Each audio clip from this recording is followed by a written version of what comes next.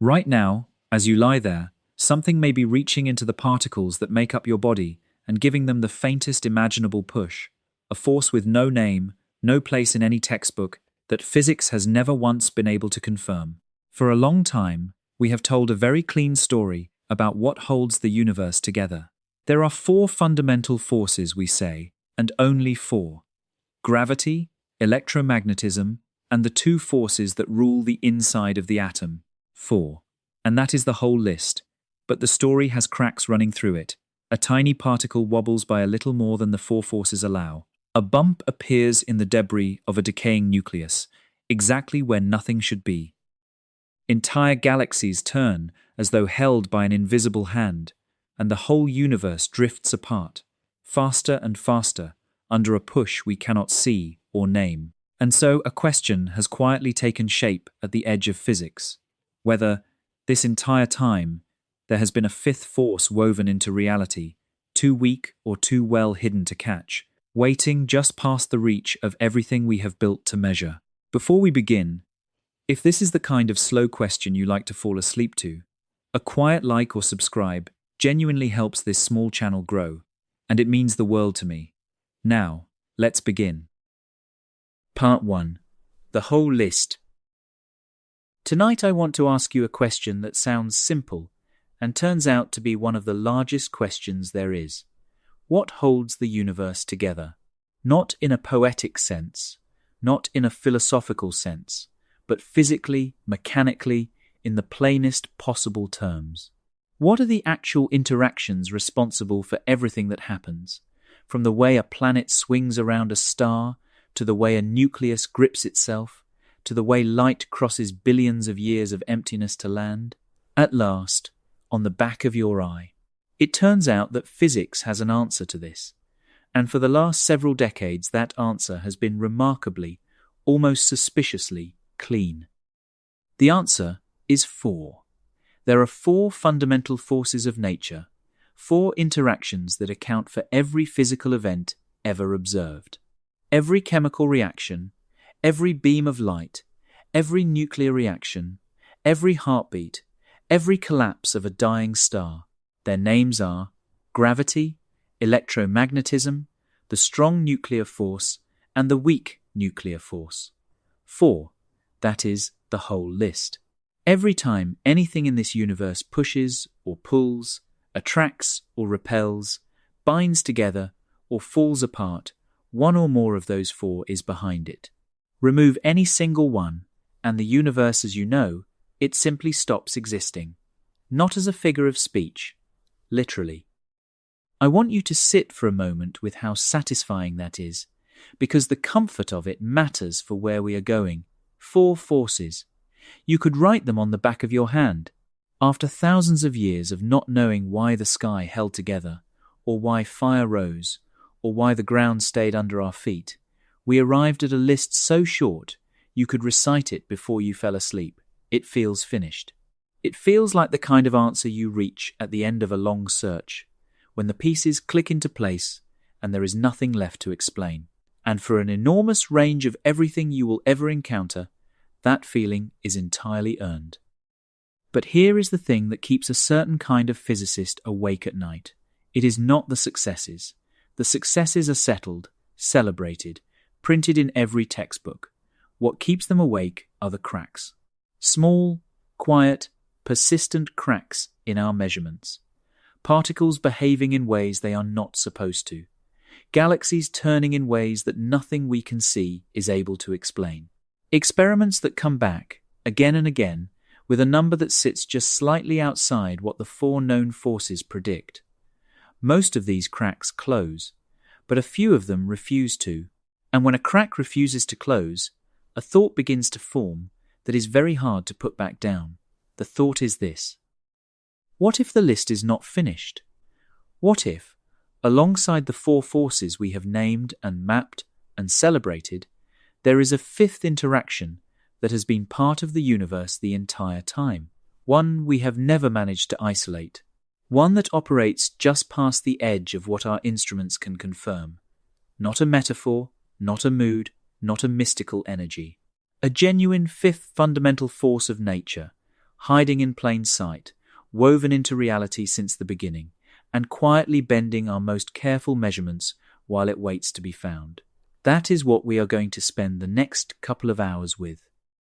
Not as a wild idea, but as a serious, testable scientific question that some of the best experiments humanity has ever built are aimed at right now.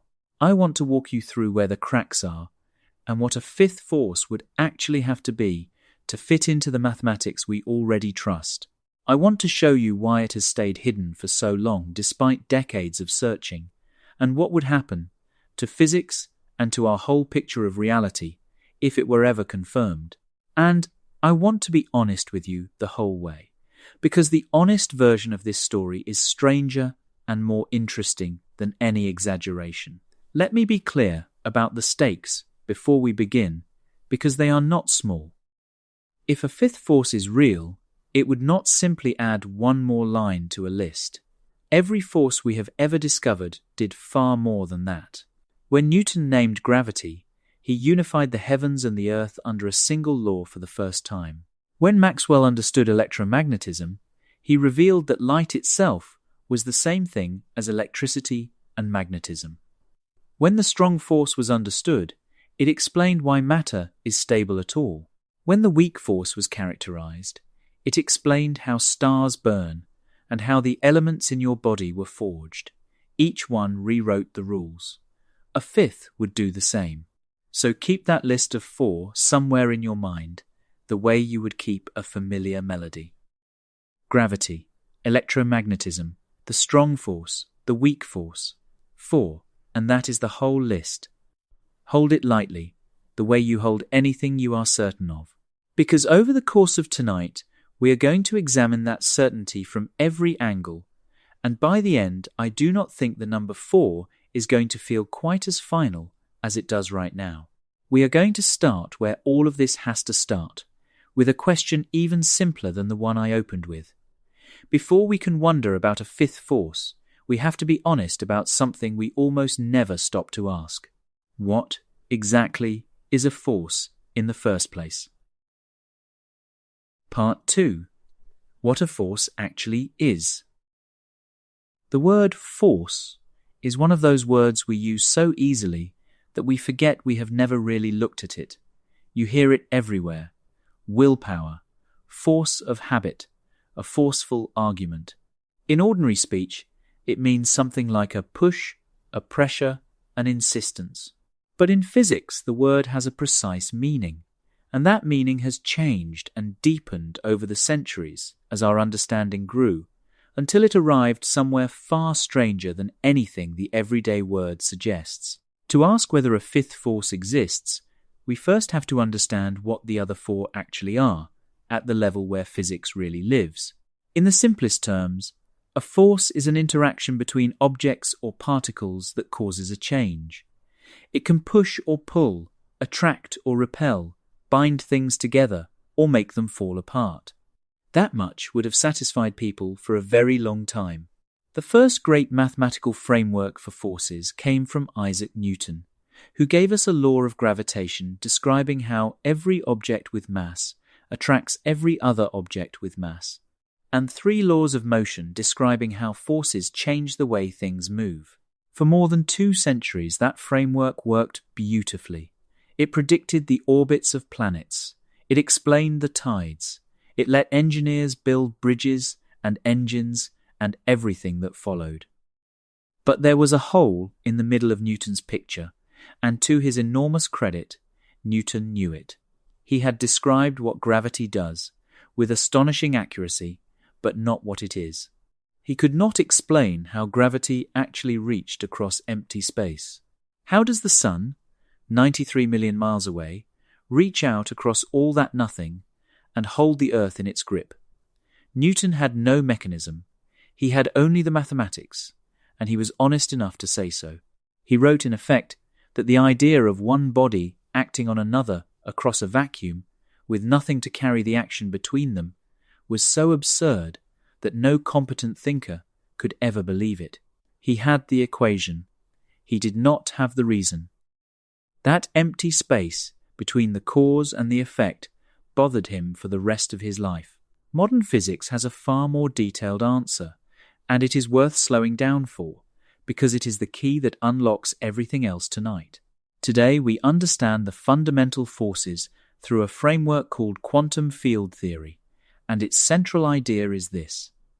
Every fundamental force is carried by a field that fills all of space, not a substance, not a fluid, but a kind of condition that has a value at every single point everywhere. You already know a few fields, even if you have never named them that way. The temperature in your room is a field. At every point in the air, there is a temperature, varying from place to place, but present everywhere. The forces of nature work through fields like that, except that these fields obey the rules of quantum mechanics, which means they can ripple and fluctuate, and their ripples come in discrete lumps. Those lumps are particles. And here is the idea that changes how you see the world. When two particles interact through a force, what is really happening underneath is that they are exchanging particles. These carrier particles are called bosons, and they ferry energy and momentum back and forth between the things that are interacting. The exchange itself is what you feel as a force. There is no invisible rope, no magical reaching across the void that troubled Newton. There is a continual, restless trading of carrier particles, and the pushing and pulling we call force is nothing more than the sum of all that trading. Let me give you the picture physicists use, because it makes the strangeness feel almost ordinary. Imagine two people standing on smooth ice, and one of them throws a heavy ball to the other. The moment the first person throws it, they slide backward. The moment the second person catches it, they are pushed back as well. By passing an object between them, the two people have changed each other's motion without ever touching. They have exerted a force on one another purely through an exchange. It is a rough analogy, and the real mathematics is subtler, but the essential picture is exactly right. Force is what exchange feels like from the outside. The universe is playing an endless game of catch, and the recoil of that game is the pushing and pulling that shapes everything. This whole framework is called the Standard Model of Particle Physics, and I want to be fair to it before we start looking for its cracks, because it is one of the greatest achievements of the human mind. The Standard Model describes 3 of the 4 forces and catalogues every known elementary particle, and it has been tested for more than 50 years in laboratories all over the world. Its predictions for how particles behave have been confirmed, in some cases, to better than 1 part in a billion. That is not a rough sketch of reality. That is one of the most precisely verified descriptions of anything that human beings have ever produced. When we go looking for what it cannot explain, we are not poking at a weak theory. We are poking at one of the strongest theories there is, and finding, at its edges, a few threads that will not lie flat. Because that is the situation we are actually in. We have this magnificent framework, tested to exquisite precision, in which forces are fields and fields are traded through carrier particles. And within that framework there are exactly 3 forces, plus a 4th, gravity, that stubbornly refuses to join and has to be described by a completely separate theory using completely different mathematics. Even the 4 we have do not fully fit together. So when I ask you to consider a 5th, I am not asking you to abandon any of this. I am asking you to notice that the house we have built, beautiful as it is, has rooms that do not quite connect and a door or 2 that opens onto darkness. To see why, we have to meet the 4 forces properly, one at a time, and pay attention to how differently each one hides. Part 3. The 4 architects. Let me walk you through the 4 forces, not as a history lesson, but as 4 very different characters, because the differences between them are where the whole mystery lives. Each one does a particular job, is carried by a particular kind of particle, and operates in a particular corner of reality. And once you see how strange and unlike each other they are, the idea that there might be a 5th stops feeling like an add-on and starts feeling almost expected. The universe did not build its forces to a single tidy pattern. It built 4 peculiar mismatched things and set them to work. Gravity is the one you know in your body, every moment of your life. It is why you stay in your chair, why dropped things fall, why the moon circles the earth, and the earth circles the sun, and the sun circles the center of the galaxy. It acts on anything that has mass or energy, and its range is infinite. It weakens with distance, but it never quite reaches zero. The gravitational pull between you and a star on the far side of the galaxy is unimaginably faint, but it is not nothing. Einstein reshaped our understanding of it in 1915, showing that gravity is not really a force pulling objects through space at all, but a consequence of the way mass and energy curve the fabric of space and time so that the Earth follows the straightest possible path through a valley the sun has carved. That picture has been confirmed over and over by bending starlight, by slowing clocks, and, in 2015, by the direct detection of gravitational waves rippling out from colliding black holes. But here is the thing about gravity that matters most for our story, and it is genuinely bizarre. Gravity, the most familiar force of all, is the odd one out. It is by an enormous margin the weakest of the 4, and not weakest by a little.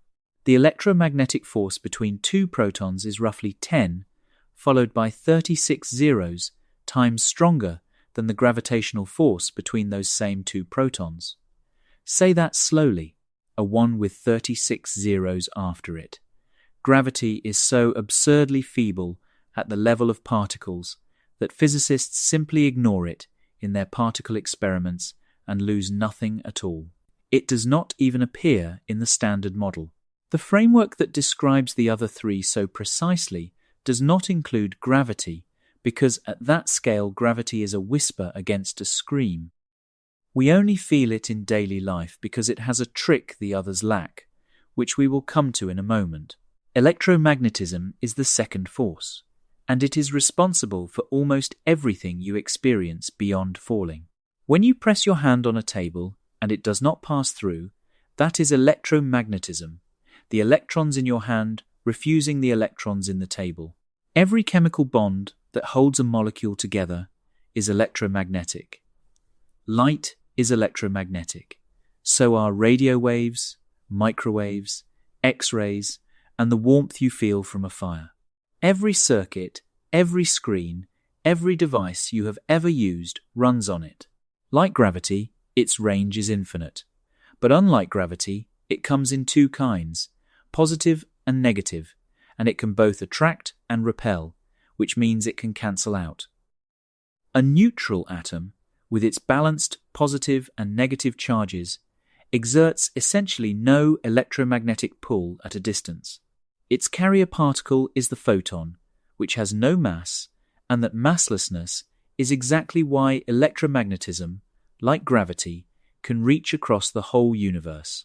Now hold those 2 side by side, because their difference explains something you might have wondered about.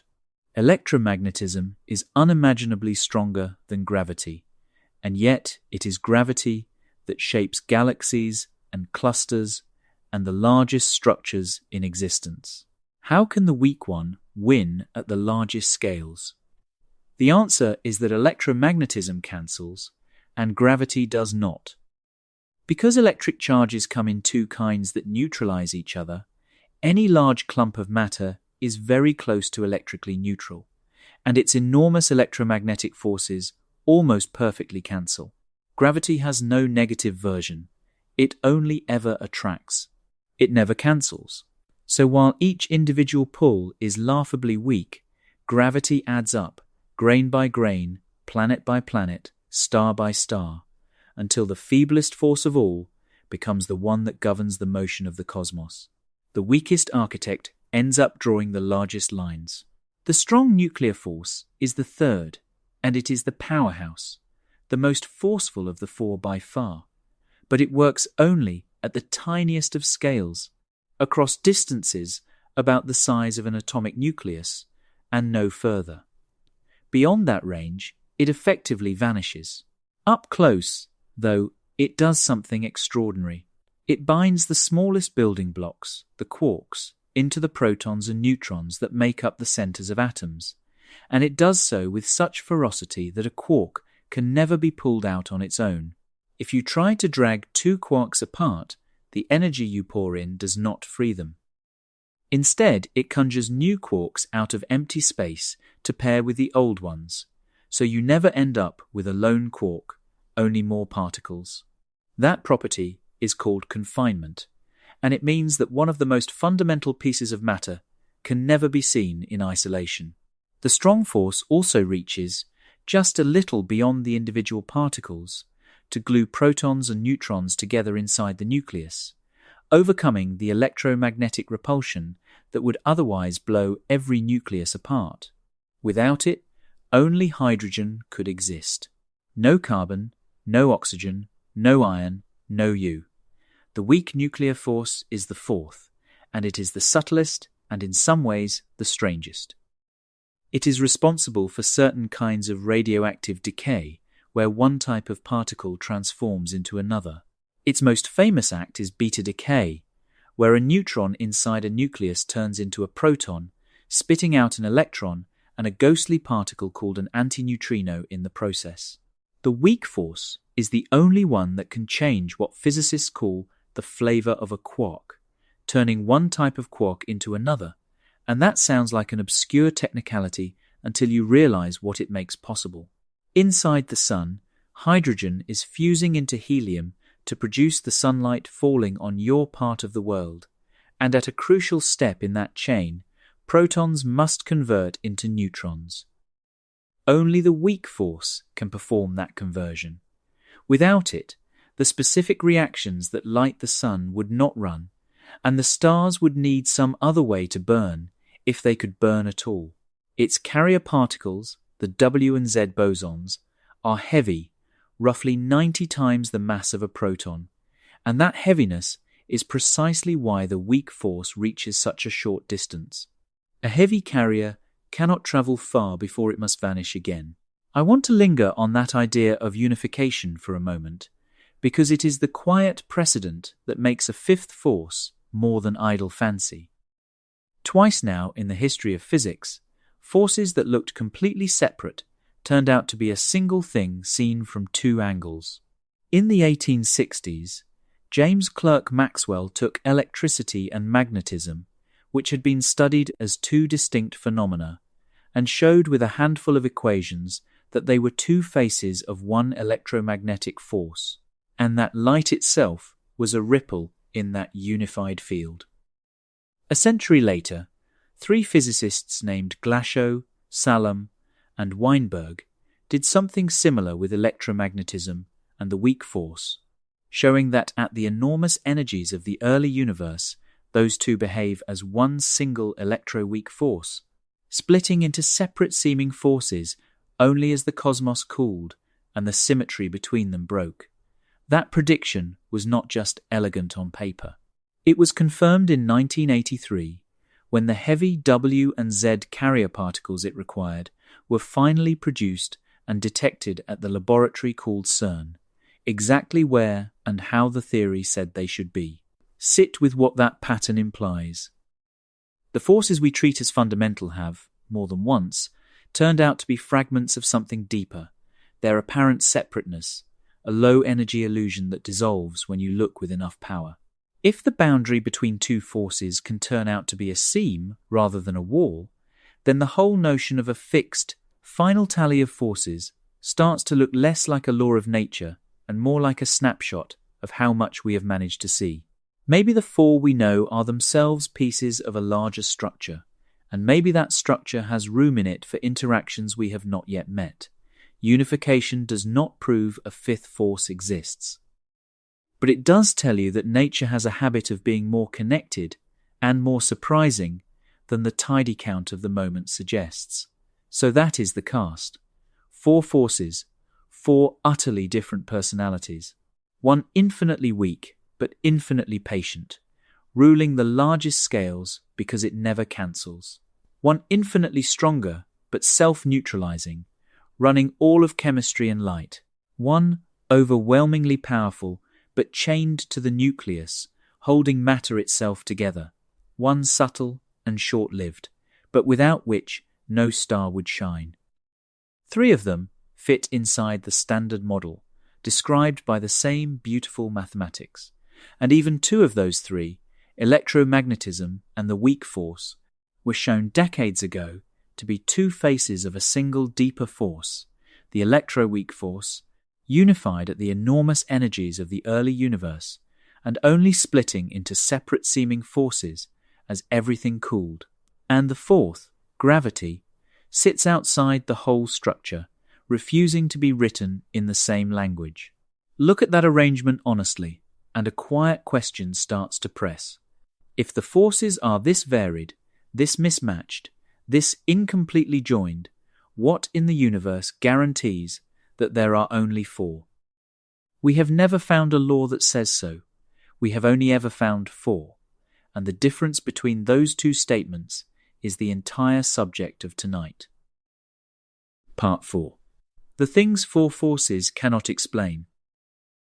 The Standard Model, together with general relativity, gives us the 4 forces, and between them they account for very nearly everything we have ever seen. I do not want you to lose sight of how staggering that achievement is, even as we turn to its failures. For over 50 years, the Standard Model's predictions for particle masses, for how strongly things interact, for how quickly particles decay, have been confirmed in laboratory after laboratory, some of them to better than 1 part in a billion. This is not a rough sketch that we are about to tear up. It is one of the most precisely tested descriptions of reality ever written. And yet, standing on top of that mountain of success, there are things it cannot explain. Not small, obscure, technical things. Enormous, glaring, foundational things. Start with the most obvious one, the one we have already touched. The Standard Model does not include gravity. It describes 3 forces, not 4.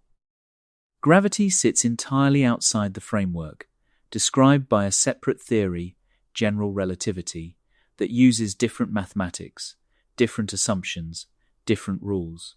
For decades, physicists have tried to bring gravity into the fold, to build a quantum theory of gravity that speaks the same language as the rest. So far, every attempt has failed. The mathematics breaks down. The calculations produce infinities that refuse to be tamed. The 2 most successful theories in all of physics, general relativity and quantum mechanics, are simply incompatible at the most extreme scales, and nobody knows how to reconcile them. That is not a minor housekeeping problem. It is a sign that something in our understanding is genuinely missing, something we have not yet found. Then there is the matter of what the universe is actually made of, which turns out to be an unsettling question. Since the 1930s, astronomers have known that galaxies do not behave the way they should based on the matter we can see. Stars at the outer edges of galaxies orbit far too fast. By every rule we trust, they should be flung off into the dark, and yet they stay, held in place by something we cannot see. When you add it all up, from the motion of galaxies, from the way clusters bend light, from the faint pattern of the oldest light in the universe, you reach the same conclusion every time. About 27% of the universe's total mass and energy is made of something that pulls with gravity, but gives off no light, absorbs no light, reflects no light. We call it dark matter, and after decades of searching, we still do not know what it is. No particle in the Standard Model can account for it. It gets stranger. In 1998, 2 independent teams of astronomers discovered that the expansion of the universe is not slowing down, as everyone had expected, but speeding up. Distant galaxies are drifting apart faster and faster over time, as though something were pushing the whole cosmos outward against the inward pull of gravity. That something has been named dark energy, and it makes up roughly 68% of the total energy content of the universe. We have almost no idea what it is. Put those 2 numbers together, and you arrive at a fact that should stop you cold. Everything you have ever seen, every star, every galaxy, every atom of every living thing, all the ordinary matter in existence, adds up to only about 5% of the universe. The other 95%, the overwhelming majority of reality, is made of two things we cannot identify. And then, quieter than these cosmic mysteries, but just as troubling, there are the anomalies. Precision experiments, measuring the properties of individual particles to extraordinary accuracy, keep returning small but persistent discrepancies between what the standard model predicts and what the instruments actually measure. There is a particle called the muon, a heavier cousin of the electron, whose magnetic behavior has been measured with exquisite care, and the measured value does not quite match the prediction. There is an experiment in Hungary that saw, in the decay of certain atomic nuclei, a bump in the data that looks like it could be a new particle carrying a new interaction. These results are small. Some are contested. But they have not gone away, and each of them is the sort of thing a fifth force could quietly produce. These are not isolated curiosities scattered at the margins of a finished science. Taken together, they are symptoms of a single condition. The four known forces, spectacular as they are, leave too many questions unanswered. The universe is mostly made of things we cannot explain. Particles sometimes behave in ways we cannot predict. The largest and smallest scales of physics refuse to fit into one framework. This is the actual situation of physics today, underneath the confident textbook summaries. The picture is not finished. The floor has cracks in it. And it is standing precisely here, in the middle of all this unfinished business, that physicists ask the fifth force question, not as fantasy, but as a specific, sober hypothesis. So let me pose it as precisely as physicists do, because the precision is what separates this from idle speculation. The question is not whether a fifth force would be a nice idea or a poetic possibility. The question is whether nature actually contains a real, physical interaction beyond the four we know. Not a mood, not a metaphor, not some vague cosmic energy. A genuine force of nature, carried by a specific particle, generated by a specific field, producing measurable effects on matter. A force that has escaped us, not because it does not exist, but because it is too weak, or too short in its reach, or too cleverly hidden by its own properties, to have shown up in any experiment we have run so far. Written that way, it becomes something you can actually test. You can write down the equations. You can predict what it would do. You can build a machine to look. And this is where the real subject of tonight opens up, because it would mean something immense. If a fifth force were confirmed, it would mean there is a field we have never detected, a particle we have never seen, an interaction woven into the fabric of reality that has been operating silently since the beginning of time. It would mean the architecture of the universe has a room we have not found yet, a room that has been there all along, just past the reach of our best instruments. It would mean the standard model, for all its precision, tells only part of the story. The most unsettling part is that the hints are already here. Faint, ambiguous, unconfirmed, but stubborn. Experiments keep finding things that do not quite fit. So before we ask what a fifth force would have to be, we should go and look carefully and honestly at the cracks themselves. And the first crack lives inside a single spinning particle, wobbling by an amount so small and so significant that physicists have spent a quarter of a century trying to pin it down. Part 5. The Wobble. Science almost never advances in a clean, straight line from one triumph to the next. The real turning points, the discoveries that change everything, usually begin with something small and awkward. A measurement that does not quite match the prediction. A number that is slightly off. An observation that sits just outside what the theory says should be possible. Most of the time, these little cracks turn out to be nothing. A mistake in the arithmetic, a flaw in the equipment, a statistical fluke that vanishes when you gather more data. But every so often, a crack refuses to close. You check the math. You rebuild the instrument. You run it again, and the crack is still there, quiet and stubborn and unexplained. Those are the cracks that sometimes lead to revolutions. And right now, one of the most closely watched cracks in all of physics lives inside a tiny particle called the muon. The muon is a subatomic particle, a heavier sibling of the electron.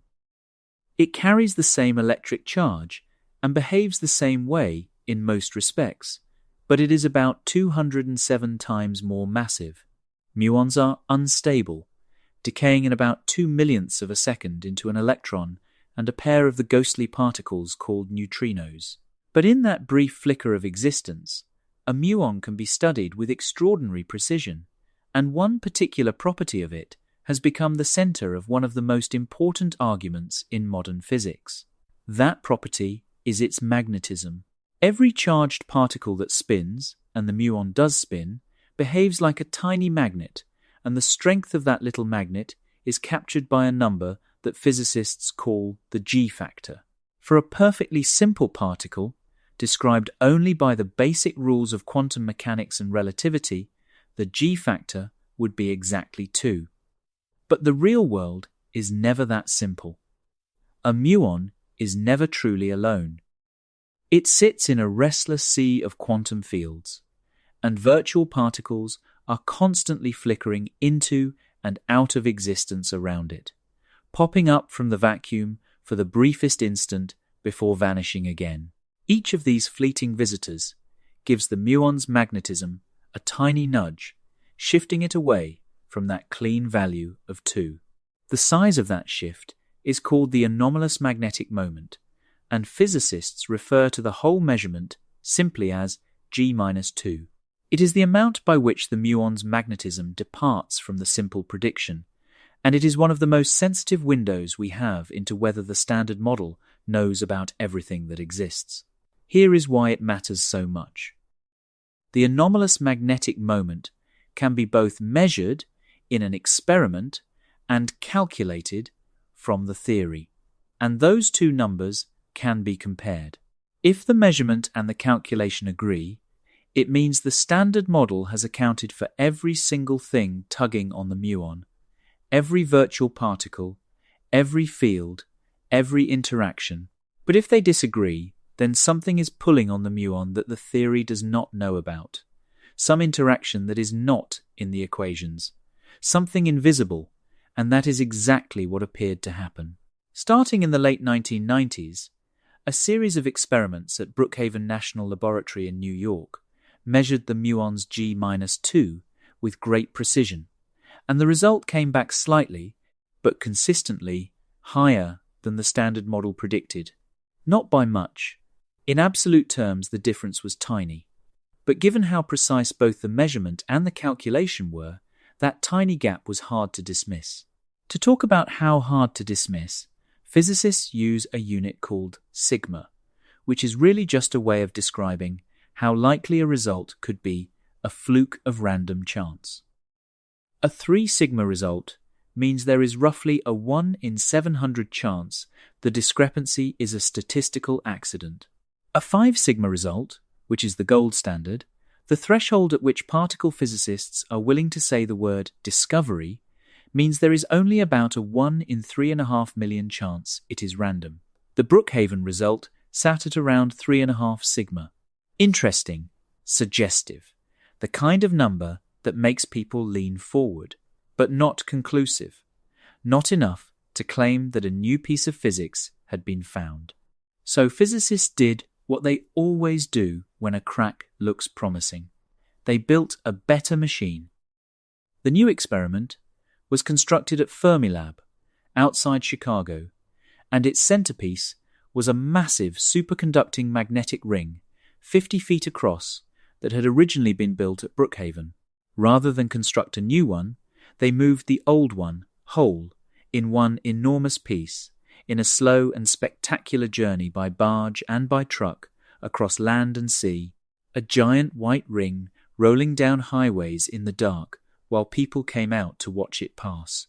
Inside that ring, Muons are injected at nearly the speed of light and sent circling thousands of times, and as they circle, their spins slowly wheel around, processing like the needle of a compass being nudged by something unseen. By measuring exactly how that spin turns as the muons race around the ring, physicists can pin down the value of G-2 to astonishing accuracy. Let me put you inside that ring for a moment, because this is one of the strangest quiet dramas in science. Picture the muons streaming into that circle of superconducting magnet, cooled to a temperature colder than anything in nature, whirling around thousands of times in the space of their brief existence. Each muon is a tiny spinning magnet, and as it flies, its spin rotates, slowly, precisely, tracing out a motion that depends on every force acting upon it. The whole enormous apparatus, the 50-foot ring, the cooling, the detectors lining the path, exists to watch that rotation and to measure how far it drifts from what the 4 known forces alone would produce.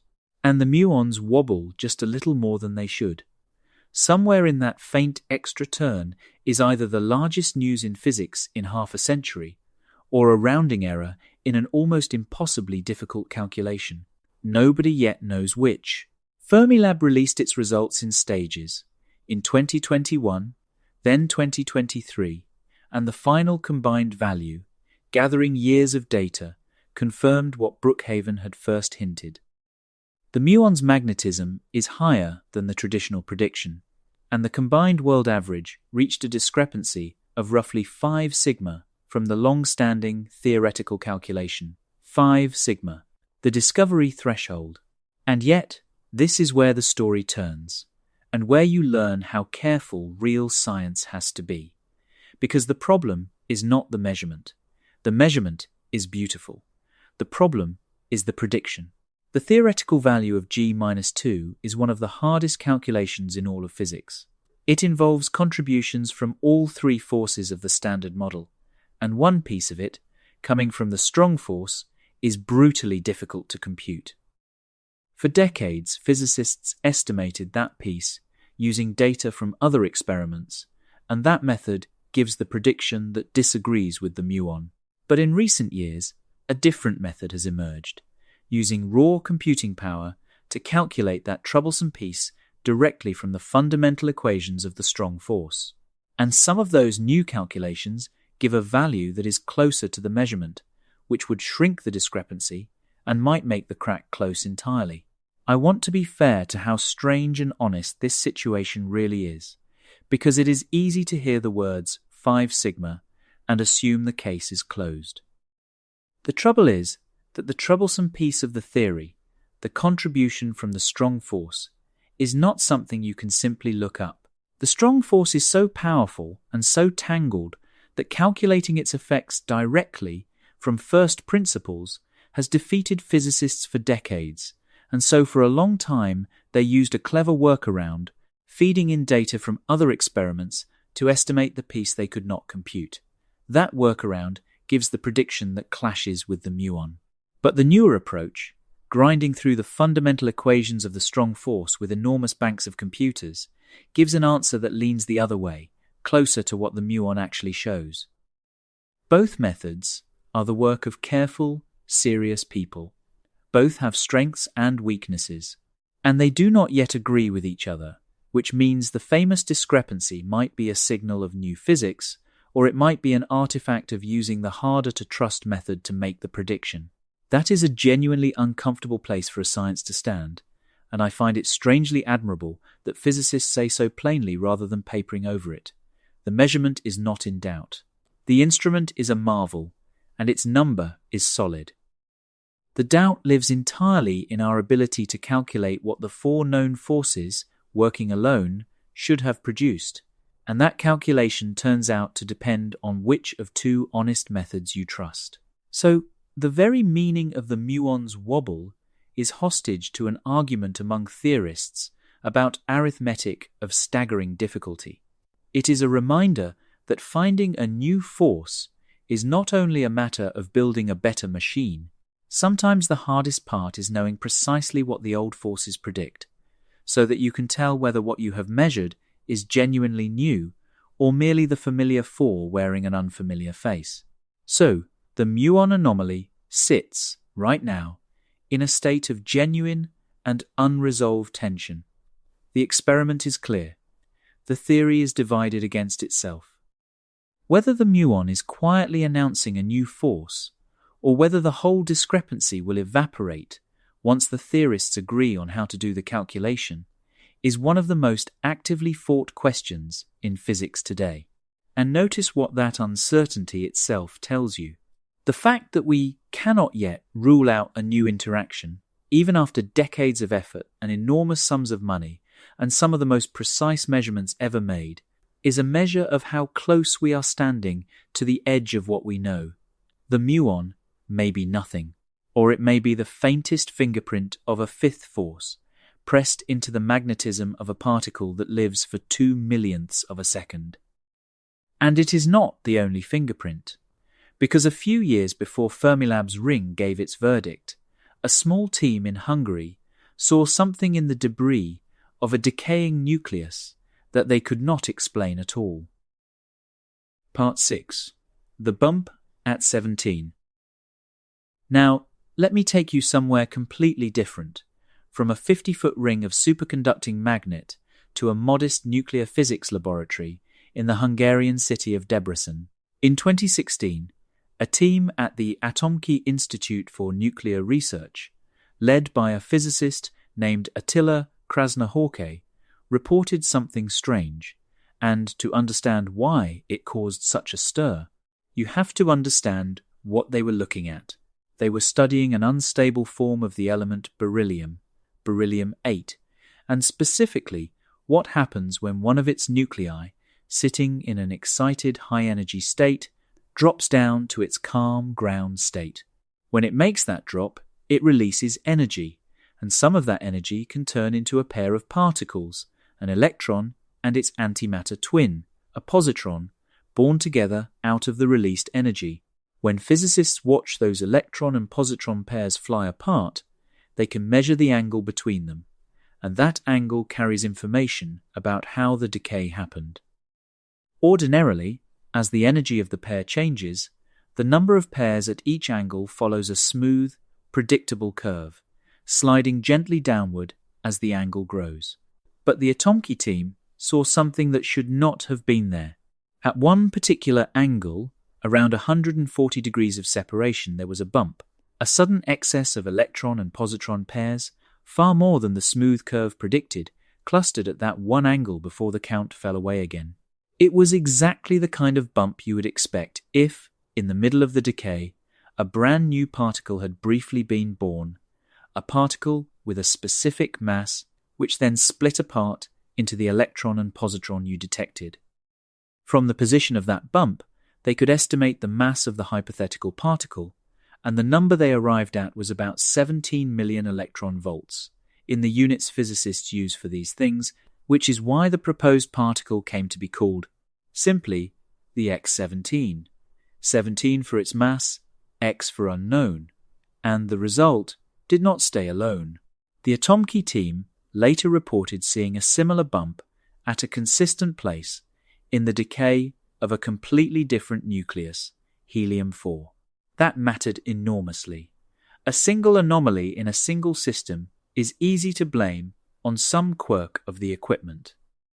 But the same strange signal, showing up in two different nuclei, in exactly the way a real particle would produce it, is much harder to wave away. It is the kind of consistency you would expect if there really were something new being made. If the X17 is real, it could be the carrier of a fifth force. A particle with a mass of about 17 million electron volts would mediate an interaction with a very short reach, acting only across the tiny distances inside and around a nucleus.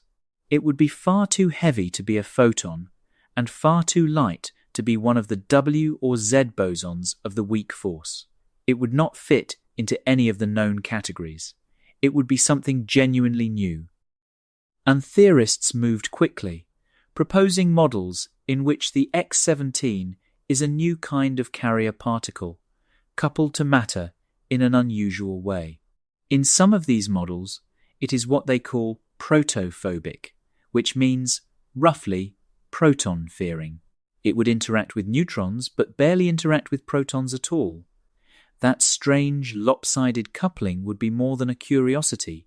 It could explain why such a particle had never been noticed before, because most experiments are built to look for particles that interact with protons or with electrons, and a particle that mostly ignores both could slip right past them. Let me put you in that laboratory for a moment, because there is something quietly moving about it. Picture the detectors arranged in a careful arc, waiting to catch the electrons and positrons streaming out of the decaying beryllium. Picture the data accumulating, night after night, a smooth, expected curve slowly filling in, point by point. And then picture the moment when the bump appears, a small, stubborn rise exactly where nothing should be, refusing to flatten no matter how much more data comes in. Somewhere in that little swelling of the count is either an ordinary effect that will eventually be understood, or the first direct sign of a particle carrying a force that no one has ever confirmed. The people watching that curve cannot yet tell which. That is what real discovery looks like from the inside. Not a triumphant announcement, but a small anomaly that will not go away, watched with a mixture of hope and hard discipline. And discipline is the word, because here comes the critical caveat, the one that keeps this honest. The Atomkey result has not been independently confirmed. Other laboratories around the world have tried to reproduce it, using different equipment, different nuclear targets, different techniques, and so far, no independent group has reported a clear confirmation. Some have seen hints. None has seen anything definitive. The Atomkey team itself has continued to refine its measurements and stands firmly behind its results. But in physics, extraordinary claims demand extraordinary evidence, and a single laboratory, however careful, is not enough. Before anyone can say a new particle has truly been discovered, an entirely separate group working independently has to see the same thing, and that has not yet happened. It is worth understanding why that protophobic idea, the notion of a particle that shuns protons, is both so appealing and so suspicious at the same time, because it captures something honest about how theories grow around anomalies. On the one hand, it is elegant, a carrier that interacts with neutrons, but almost ignores protons and electrons, would naturally have hidden from the great majority of experiments, which are built around protons and electrons, and that would neatly explain why only a nuclear decay of this particular kind revealed it.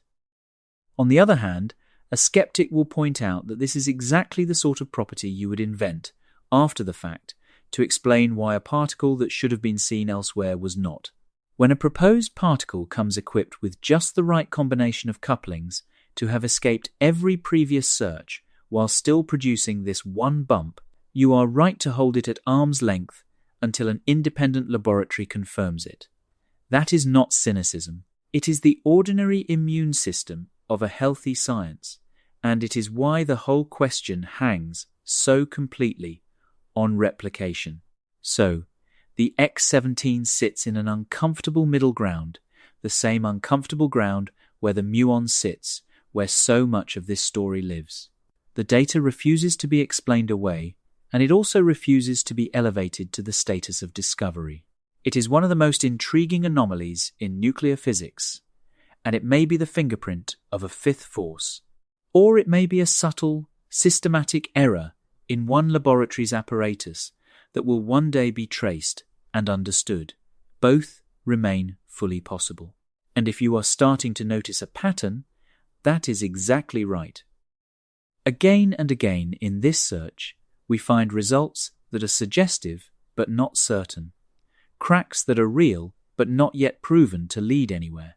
It is tempting to think this uncertainty is a modern problem, a sign that we are chasing ghosts.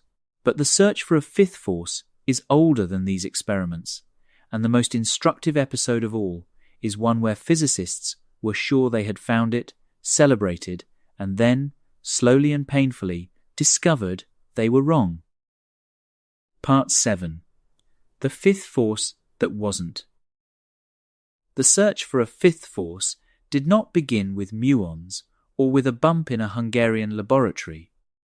It reaches back much further, and one of its most famous chapters unfolded in 1986, when an American physicist named Ephraim Fishbach at Purdue University went looking in a very unusual place. He did not build a new machine. Instead, he reached back nearly a century and reanalyzed the data from a classic experiment performed in the late 1800s and early 1900s by a Hungarian physicist named Loránd Eötvös.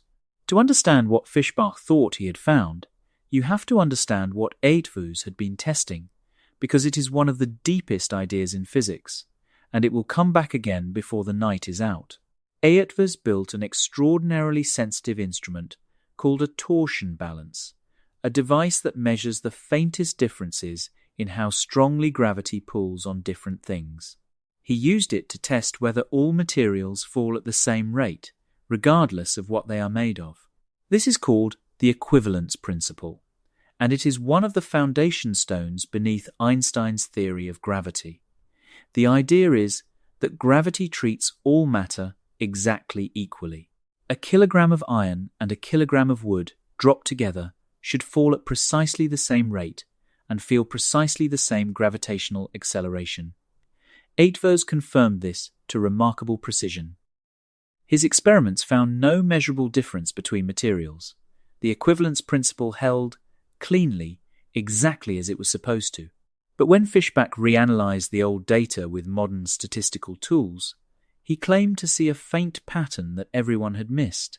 He argued there was a tiny systematic difference in how different materials responded to gravity and, more provocatively, that the difference seemed to correlate with a property called baryon number, which is essentially the total count of protons and neutrons in a material.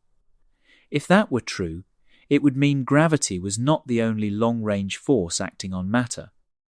There would have to be a fifth force, one that depended on what an object was made of, rather than simply on its mass. Fishbach proposed that this new force had a reach of somewhere between a few hundred meters and a few hundred kilometers, far shorter than gravity, but far longer than the nuclear forces, sitting in a middle range no one had carefully explored. The proposal set off an enormous wave of excitement, and it is worth remembering that excitement because it tells you how badly physics wants to find something new, and how disciplined it forces itself to be anyway.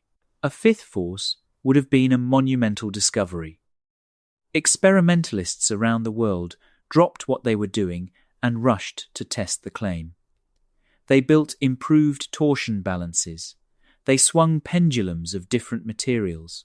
They lowered instruments into mine shafts and boreholes and even ocean trenches, looking for any sign that the pull of gravity depended on composition or on depth in the way Fishbach's force predicted. For a few years, the possibility hung in the air, tantalizing and genuinely open. And then the results came in, and they were negative. Experiment after experiment found no evidence for a composition-dependent fifth force at the strengths and ranges Fishbach had proposed.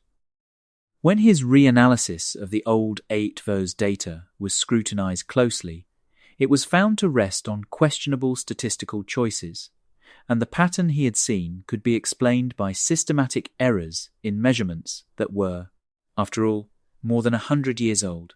By the early 1990s, the verdict was clear and settled. Fishbach's fifth force did not exist.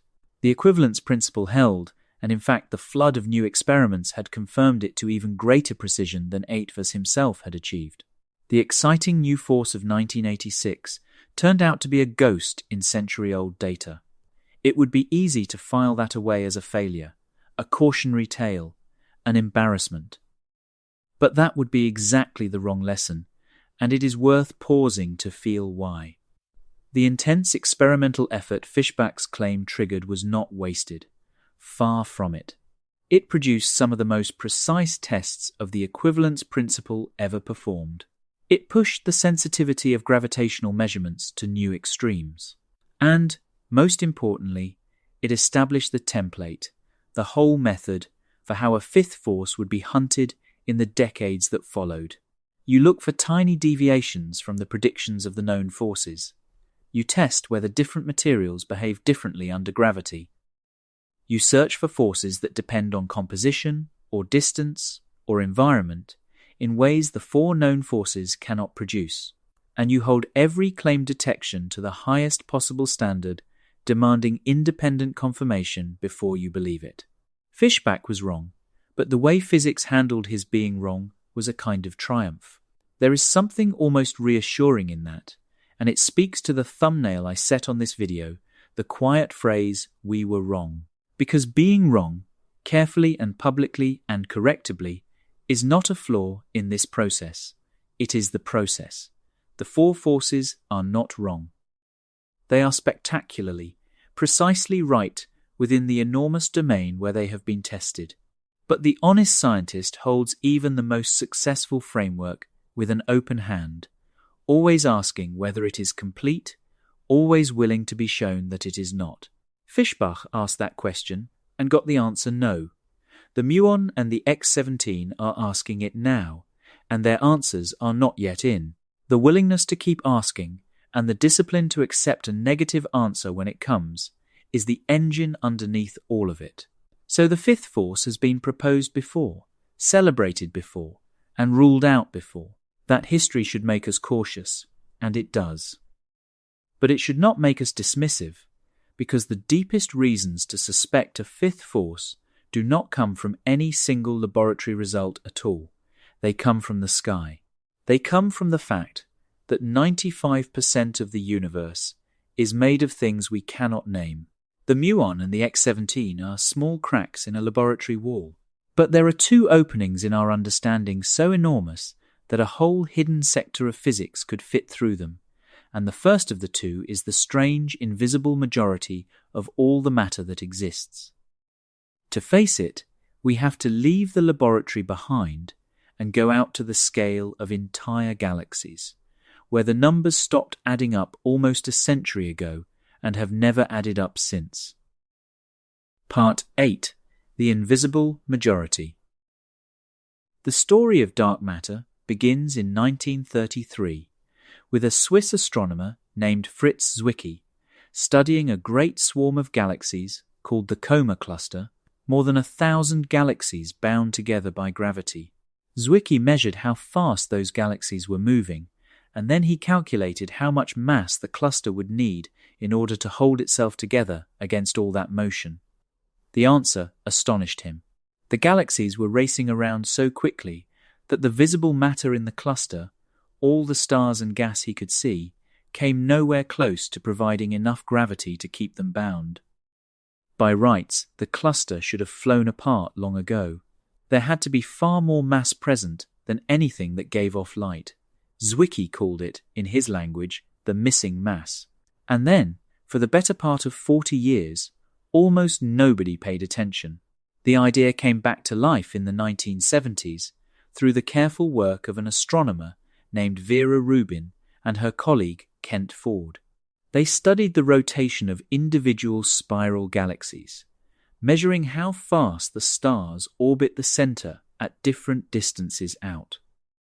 Now, according to the rules we trust, and according to the visible distribution of matter, stars far from the center of a galaxy should orbit more slowly than stars near the center, in just the way the outer planets of our solar system move more slowly than the inner ones. But Rubin and Ford found something else entirely. The rotation curves were flat. Stars at the very edges of galaxies were orbiting just as fast as stars much closer in.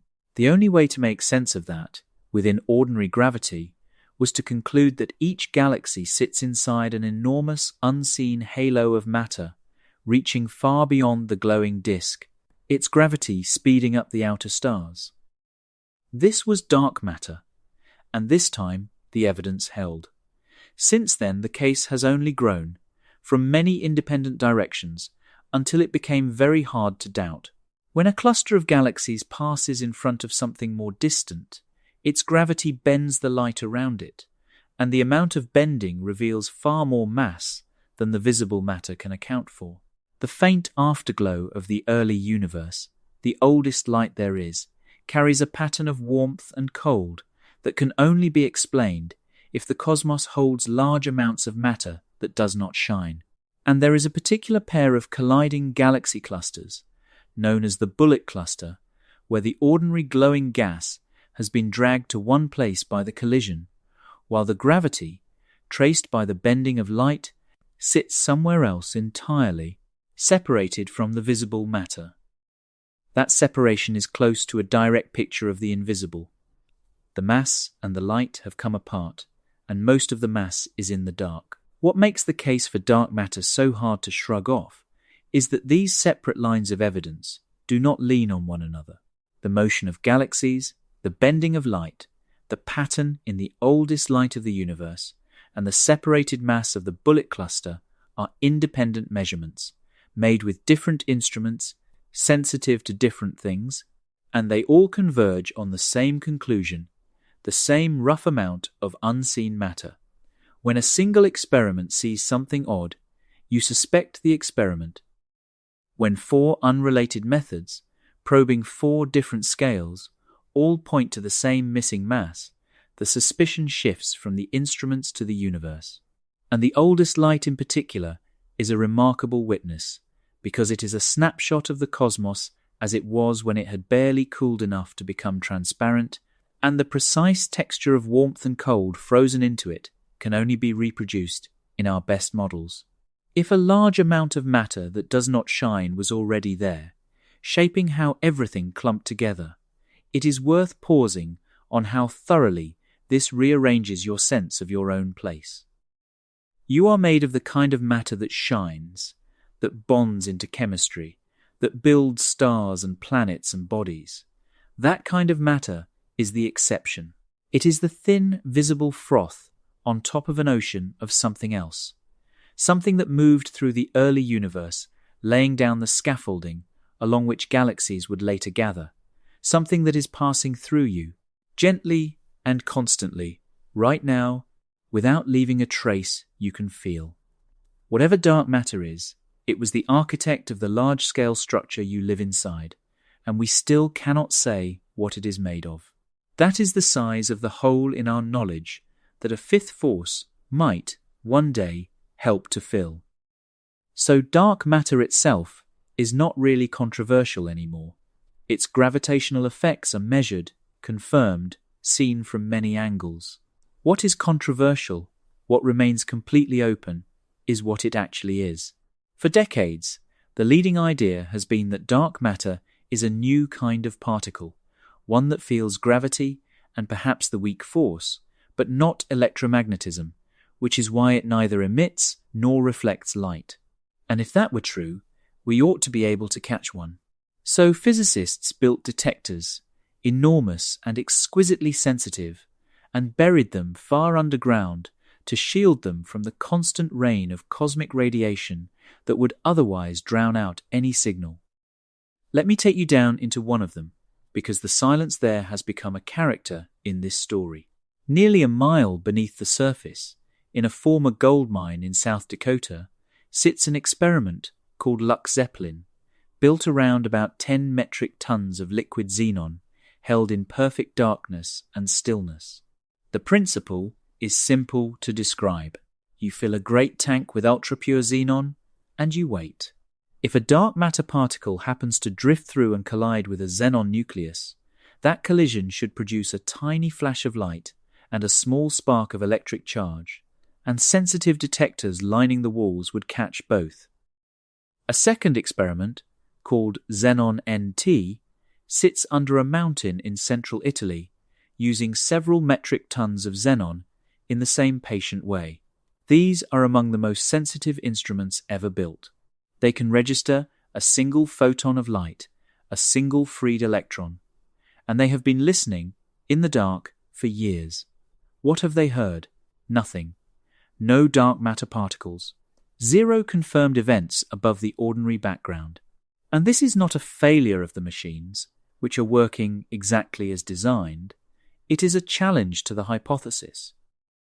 If dark matter interacted with ordinary matter through the weak force at the strengths that the simplest, most popular models predicted, these detectors should have caught dozens or hundreds of collisions by now. They have caught none. Year after year, the sensitivity climbs, and the silence deepens, and the space of possibilities for those simple models shrinks. Somewhere in that deepening quiet, a whole class of comfortable ideas about dark matter is being slowly, honestly ruled out. And this is exactly where a fifth force steps quietly onto the stage, because the persistent silence has pushed physicists toward a more radical thought. What if dark matter does not interact through the weak force at all? What if it interacts through a completely new force, a dark force of its own, carried by a particle sometimes called a dark photon, a hidden sibling of the ordinary photon? In these models, dark matter particles feel and talk to one another through a fifth interaction that barely touches ordinary matter, or does not touch it at all. There would be a whole hidden sector of physics, an entire shadow layer with its own particles and its own force carriers and its own rules, running alongside the world we know and barely brushing against it. The only bridge between our matter and theirs would be gravity, and perhaps a faint, almost imperceptible leakage between dark photons and ordinary light. Our detectors have heard nothing, not because dark matter is inert, but because it may be speaking on a channel we have not built a receiver for. These are not fringe fantasies. They are models published in serious journals by respected theorists, motivated precisely by the failure of the conventional searches and by the mathematical consistency of the frameworks.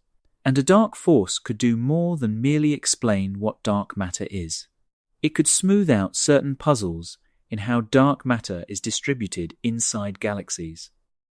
Some simulations predict that dark matter should pile up more tightly at the centers of galaxies than we actually observe, and a gentle self-interaction among dark matter particles, carried by a dark force, could relax those central pile-ups and bring the simulations into line with what we see. So the invisible majority of matter is not just a mystery in itself. It is one of the widest doors through which a fifth force could enter our understanding of the universe. There is, though, one more possibility about the galaxies, and honesty requires that we face it, because it points in a very different direction. What if the problem is not missing matter at all? What if the problem is our theory of gravity? In 1983, an Israeli physicist named Mordechai Milgrom proposed exactly that, in an idea called modified Newtonian dynamics, usually shortened to MOND. His suggestion was simple and bold. Newton's law of gravity works beautifully in the solar system, where gravitational pulls are relatively strong. But in the faint outer reaches of galaxies, where the pull is extraordinarily weak, the accelerations involved are far tinier than anything we ever experience. Milgrom proposed that below a certain critical acceleration, a very small number, gravity stops weakening the way Newton says it should, and instead falls off more slowly, producing a stronger pull at great distances than expected. The astonishing thing is how well that one small change works. With a single new parameter, MOND reproduces the flat rotation curves of galaxies with remarkable accuracy and without any dark matter at all. It predicts a tight relationship between how much visible matter a galaxy contains and how fast it rotates, a relationship that the dark matter picture struggles to reproduce without careful tuning. For individual galaxies, MOND works disturbingly well enough that it cannot simply be dismissed, but it has serious troubles at larger scales. It cannot naturally explain the bullet cluster, where the mass and the visible matter have plainly come apart, which is exactly what you expect if dark matter is real stuff, and very hard to explain if you are only adjusting gravity. And it struggles with the pattern in that oldest light of the universe, which the standard dark matter picture describes beautifully.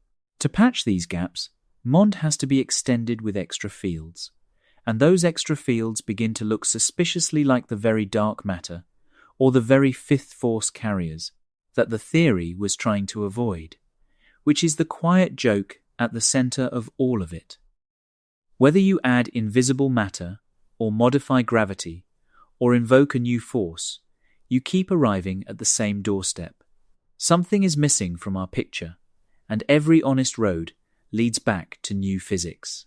And the second great opening, even larger than the first, is not about what holds galaxies together, but about what is pushing the entire universe apart.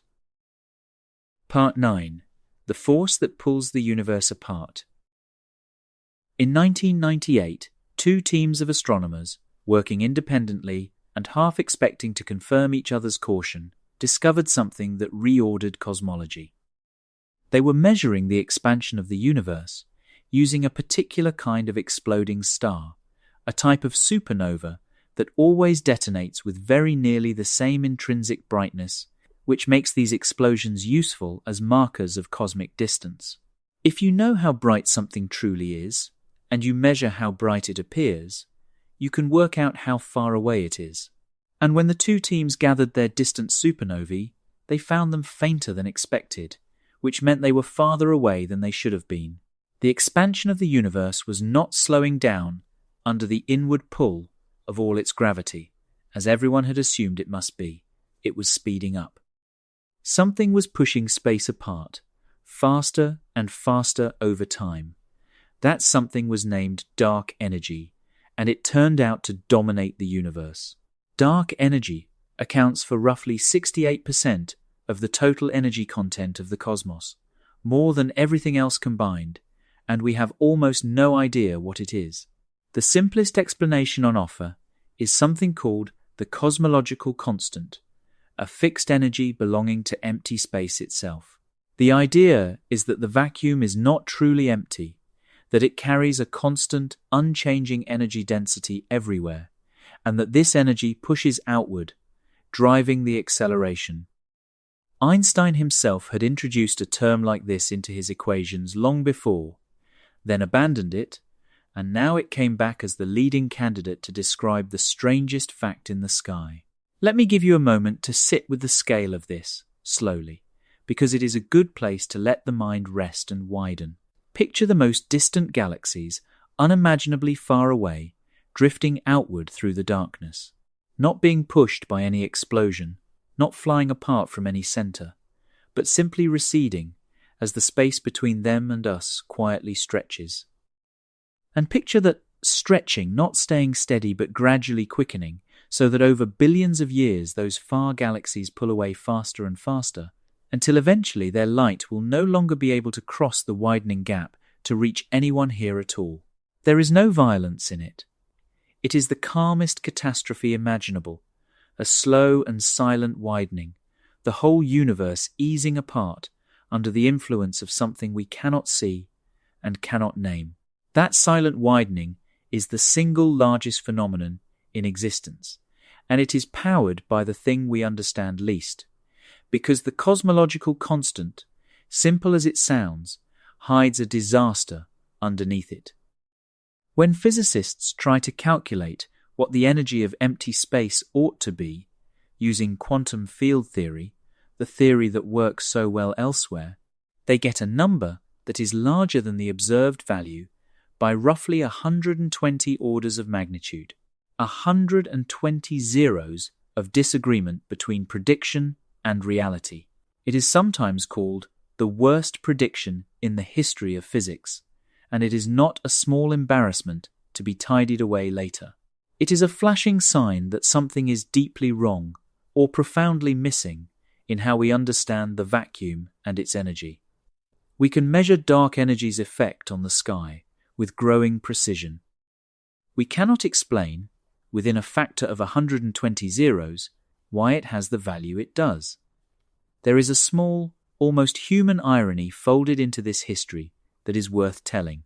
When Einstein first wrote his equations of gravity, he added a term of exactly this kind, a constant energy of empty space, not to explain acceleration, but to hold the universe still, because in his day, everyone assumed the cosmos was static and eternal. When it was discovered that the universe was in fact expanding, he removed the term and, according to the story that has come down to us, called it the greatest blunder of his life. And then, decades after his death, the sky revealed that the expansion was accelerating, and physicists reached back into his discarded equations and pulled that very term out again because it was the simplest thing that could do the job. The idea he threw away as a mistake returned as the leading description of the largest phenomenon in existence. Nature, it seems, was not finished with it. But the return of that term came with the catastrophe I described, the mismatch of 120 orders of magnitude between what the vacuum energy should be and what it is hard to overstate how deeply that unsettles physicists. We are not talking about being off by a little or even by a lot. We are talking about a prediction and a measurement that disagree by a factor with more zeros than there are atoms in a large building. Either there is some profound cancellation we do not understand, tuning the vacuum energy down to almost, but not quite, nothing, or our whole picture of what empty space contains is missing something enormous. It is precisely the kind of gap that makes physicists willing to entertain ideas as radical as a new field, a new force, a dynamic vacuum, because the simple, comfortable answer has already failed, spectacularly, by 120 zeros. So some physicists have wondered whether dark energy is not a fixed constant at all, but a dynamic thing, a field that fills all of space and whose energy changes over time. This kind of field has a name, quintessence, and here is where dark energy walks straight into the fifth force question. Because if dark energy is a field spread through the cosmos, and if that field couples to ordinary matter, even faintly, then that coupling would itself be a new force. The field would carry an interaction between particles, mediated by its own carrier, with a strength and a reach set by the field's properties. It would be extraordinarily weak and extraordinarily long in its range, but it would be entirely real. The thing driving the universe apart and a fifth fundamental force could turn out to be the same entity, one field quietly doing both jobs at once. Some of these models predict something even more subtle, and it will matter later tonight. They suggest that such a force could change depending on its surroundings, being suppressed and hidden in regions of high density, like the inside of the Earth or the crowded neighborhood of the solar system, and only waking up and becoming noticeable in the emptiest voids between galaxy clusters. That is not a convenient excuse invented to save the idea. It falls naturally out of the mathematics of certain field theories. A field that couples to matter and also drives cosmic acceleration often comes with a built-in tendency to hide itself precisely where we are best equipped to look for it. Keep that idea in your mind, because when we ask why a fifth force has stayed invisible for so long, this kind of self-concealment will turn out to be one of the most important answers. And the dark energy puzzle has grown sharper very recently, in a way that bears directly on all of this. In 2024, an instrument called the Dark Energy Spectroscopic Instrument, mounted on a telescope in Arizona, released its first major results. This instrument measures the distances and motions of millions of galaxies and quasars, mapping how they are spread across enormous volumes of space, and from that map, it traces the history of how the universe has expanded. That history is the key, because it tells you how dark energy has behaved over time. If dark energy is truly a fixed cosmological constant, its density never changes, and the expansion follows one specific, predictable curve. But the early results hinted at something else. They showed subtle signs that dark energy's influence may not be constant, that it may have been weaker in the past and different now, evolving in a way a simple constant cannot explain. The hints are preliminary. They do not yet reach the level of certainty that physicists demand before they will call something a discovery. But they are exactly what you would expect if dark energy were a dynamic field, a quintessence field whose strength shifts across cosmic time. And if those hints hold up as the instrument gathers more data over the coming years, it would be powerful evidence that dark energy is not merely a property of empty space, but an active field spread through the cosmos. And an active field that couples to matter, however faintly, would generate a fifth force. This is why physicists on both sides of the fifth force question are watching those results so closely. They could transform the whole conversation, moving a fifth force from a theoretical possibility that we are free to entertain into an observational necessity that the sky is demanding we accept. But before we can weigh what the sky is telling us, we have to be very precise about what we are even looking for. We have spent a long time now on the cracks. It is time to ask, exactly and concretely, what a fifth force would actually have to be. Part 10. What a fifth force would have to be. Up to now, we have looked at the cracks, the anomalies, the puzzles that sit just outside what the four forces can explain. But an anomaly on its own does not give you a fifth force. An anomaly only tells you that something might be missing. It does not tell you what. To go further, we have to ask a much harder and much more interesting question. What would a fifth force actually need to look like? Not as a vague idea, not as a plot device, but as a real physical interaction that fits into the same mathematics we use to describe everything else.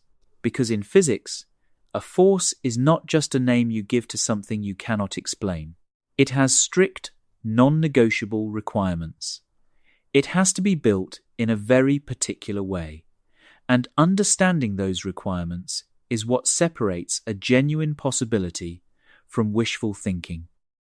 The answer comes from quantum field theory, the framework we met earlier, and it says that every fundamental force must have three essential ingredients. Take away any one of them, and you do not have a force at all. The first ingredient is a field. As we saw, a field is something that exists everywhere in space and has a value at every point. The way the temperature in a room has a value at every point, even where it happens to be zero. The fields behind the forces are quantum fields, which means they can fluctuate and ripple, and their ripples come in discrete lumps that we observe as particles. The electromagnetic field, when it ripples, gives us photons. The strong force fields give us gluons. A fifth force would need its own field, filling all of space, quietly present everywhere, waiting. The second ingredient is a mediator particle, the carrier, the boson that actually ferries the interaction between particles. And this is where the character of a force is decided, because the properties of the carrier determine the properties of the force. Here is the single most important rule.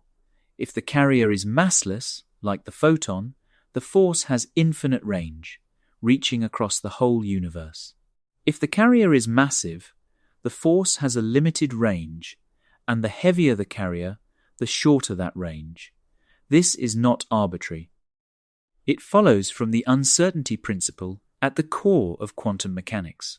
A massive carrier can only borrow enough energy to exist for the briefest instant before it must vanish again, and the heavier it is, the less time it has, and the shorter the distance it can cross. The mass of the W boson is exactly why the weak force reaches less than 1/100th of the width of a proton. So a fifth force's reach is written directly into the mass of whatever particle carries it. The third ingredient is a coupling. The force has to actually interact with matter. The field and its carrier must connect to the particles that make up the world, and how strongly they connect determines how strong the force is, and to which particles it connects determines who feels it. Electromagnetism couples to electric charge, so anything charged feels it. The strong force couples to a property called color charge, carried only by quarks and gluons. A fifth force would have to couple to some property of matter, and this is one of the most important questions about it. It might couple to baryon number, the count of protons and neutrons. It might couple to something carried only by certain particles. It might couple to mass itself, or to some entirely new quantity we have not yet identified. Whatever it couples to determines the fingerprints it would leave, and it is one of the main tools physicists use to hunt for it or to rule it out. Those three ingredients, a field, a carrier, and a coupling, are what define a force in modern physics, and each one is something that can, in principle, be measured. Without a field, there is no way for the force to move through space. Without a carrier, there is no quantum description of how it works. Without a coupling to matter, the force might exist in the mathematics, but would be completely undetectable, a ghost in the equations, present in theory and absent from reality. A genuine fifth force needs all three, and that requirement is a gift, because it means the search is not a fishing expedition in the dark. It is precise. You can write down the possible fields, the possible carriers, the possible couplings, and then go looking for each one. So, what kinds of carrier could a fifth force have? In the Standard Model, the carriers of the known forces are all what physicists call spin-1 particles, a technical description of a kind of intrinsic property they possess. The photon, the gluons, the W, and Z are all spin-1. The graviton, if it exists, would be spin-2, reflecting the special geometric nature of gravity. But a fifth force's carrier does not have to follow those patterns, and the two leading possibilities behave very differently. One option is a new spin-1 carrier, similar to the photon, but tied to some new kind of charge. A force like that would resemble electromagnetism in its structure, could be either attractive or repulsive, depending on the charges involved, and its reach would depend on the carrier's mass. The X-17, the particle proposed to explain that Hungarian anomaly, would be exactly this kind of thing, a new spin-1 carrier with a mass of about 17 million electron volts, mediating a very short-range interaction between the particles in a nucleus. The other main option is a spin-0 carrier, a so-called scalar particle, and it would produce a different kind of force entirely. A scalar field is simpler than the others. It has a value at every point, but no direction, again, like temperature. The most famous scalar field we know is the Higgs field, whose ripples are the Higgs boson. A new scalar field spread through the universe would create a force that is always attractive, never repulsive, something like an extra pull of gravity, but with its own distinct range, strength, and pattern of coupling to different kinds of matter. And scalar fields are one of the most natural candidates for a fifth force, because they arise so readily in the theories that try to reach beyond the Standard Model. Many attempts to go further, including string theory and various grand unified theories, predict light scalar fields that would fill all of space and whose interactions with matter would amount precisely to a fifth force. The choice between those two kinds of carrier is not a mere technicality, because it changes what the force would feel like and where it would show itself. A vector carrier tied to a new charge gives you a force that can push as well as pull, that distinguishes one kind of particle from another depending on whether they carry the new charge, and that could, in principle, be repulsive between like charges, unlike gravity, which only ever attracts. A scalar carrier gives you something gentler and more uniform, a pull that acts on everything that couples to the field, always in the same direction, an extra faint gravity with its own peculiar reach. And crucially, what the force couples to decides who feels it and who does not. A force coupled to baryon number would pull differently on objects made of different materials, because different materials pack in different numbers of protons and neutrons per unit of mass, and that is exactly the fingerprint the equivalence principle experiments are built to catch. A force, coupled instead to something carried only by certain exotic particles, might act almost entirely within the dark sector and barely touch us at all. The theory does not hand us the answer. It hands us a menu of precise, testable possibilities, and the job of the experiments is to work through that menu, ruling out option after option until either the list is exhausted or something on it turns out to be real. There is a mathematical tool that ties all of this together, and it has a name worth knowing because it is the workhorse of the whole field. In 1935, the Japanese physicist Hideki Yukawa worked out how to describe a force with a limited range, originally to explain the strong nuclear force. He showed that if a force is carried by a massive particle, its strength falls off exponentially with distance, dropping away far faster than gravity or electromagnetism, effectively vanishing beyond a certain point set by the carrier's mass. The heavier the carrier, the faster the fall, and the shorter the reach. This has become the standard template for modelling a fifth force.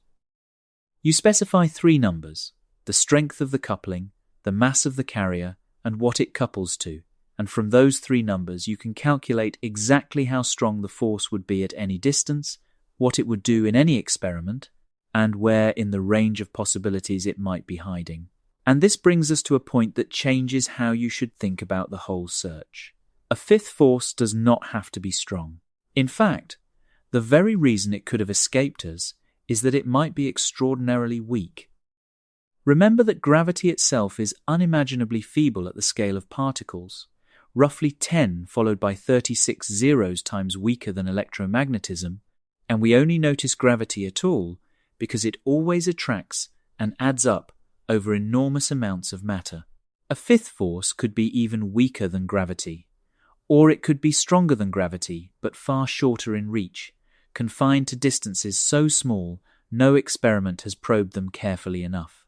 Or it could act across cosmic distances, but so faintly that its effects drown in the ordinary pull of gravity in any local measurement. The search is really a search across a two-dimensional territory, one direction being the strength of the force, the other being its range, and different experiments probe different regions of that territory, ruling out patch after patch, while enormous areas remain unexplored. And here is where the most ingenious theoretical work comes in, because it turns out that certain kinds of fifth force fields have a built-in ability to hide. They do not merely happen to be hard to detect, they are constructed by the mathematics of the field theory itself to suppress their own effects precisely where we are most likely to look. These are called screening mechanisms, and they are some of the most elegant ideas in modern physics. Let me put you inside one of them for a moment. Imagine you are a field of this kind, spread through space, in a place crowded with matter, inside a planet, inside a laboratory, even inside the thin air of the atmosphere. You grow heavy, and because a heavy carrier means a short range, your force shrinks down to nothing, undetectable. But drift out into the emptiness between galaxies, where matter is thin and you grow light, and your reach unfurls across enormous distances. And there, in the sparse dark, your force could become strong enough to move the expansion of the whole universe. You change your character depending on where you are, hiding wherever anyone stands to measure you. The most famous version of this is called the chameleon mechanism, and it works exactly as I just described. The field's effective mass depends on the density of matter around it, so it becomes heavy and short-ranged in dense places and light and far-reaching in empty ones. A chameleon field could be driving the acceleration of the universe out in the cosmic voids while remaining completely invisible to every experiment ever performed on the crowded surface of the Earth. Another version is called the symmetron mechanism, which hides in a different way, switching off its coupling to matter entirely in dense environments and only turning it back on where matter is sparse. A third, called the Weinstein mechanism, suppresses the force close to massive objects through the way the field behaves under strong influence, preserving the familiar success of general relativity near the Sun while allowing changes far away. Each of these is a different strategy of concealment, but they share a single haunting theme. The fifth force, if it works this way, is not uniformly hidden. It is selectively hidden. It suppresses itself in exactly the environments where our instruments live and reveals itself in the environments we can barely reach. That is what makes the search so hard, and it is also what makes it precise, because each mechanism predicts exactly where the force should stop hiding, if only we can get our instruments into the right place to catch it stepping out of the shadow. Part 11. Why we haven't caught it. So if the anomalies are real, and if the mathematics allows it, and if there is genuine room in the equations for a fifth force to exist, then a fair and pointed question presses in. Why have we not found one? And the answer teaches you something about how science actually works, because in physics the absence of evidence is not nothing. A search that looks carefully and finds nothing is not a wasted search. It is telling you something precise and valuable. It is drawing boundaries. It is closing doors. It is mapping out the whole territory where a fifth force cannot be, and by doing so narrowing down the ever smaller territory where it still could be. Over the last 40 years, some of the most sensitive instruments ever built by human beings have been aimed directly at this question, and every one of them has come back with the same answer: no confirmed detection. And that is not a record of failure. It is a record of extraordinary measurement. Start with the experiments that test the equivalence principle, the old idea that all objects fall at the same rate regardless of what they are made of. Remember why this is such a powerful probe. If a fifth force couples to some property other than mass, like barrier number, then objects made of different materials would respond to it differently, and so they would fall at very slightly different rates. Testing this is simple to describe and fiendishly hard to do well. You take two objects of different composition and measure whether they accelerate at exactly the same rate under gravity. The most sensitive ground-based versions come from a group at the University of Washington, named in honor of Eötvös himself, who built the torsion balances that started this whole story.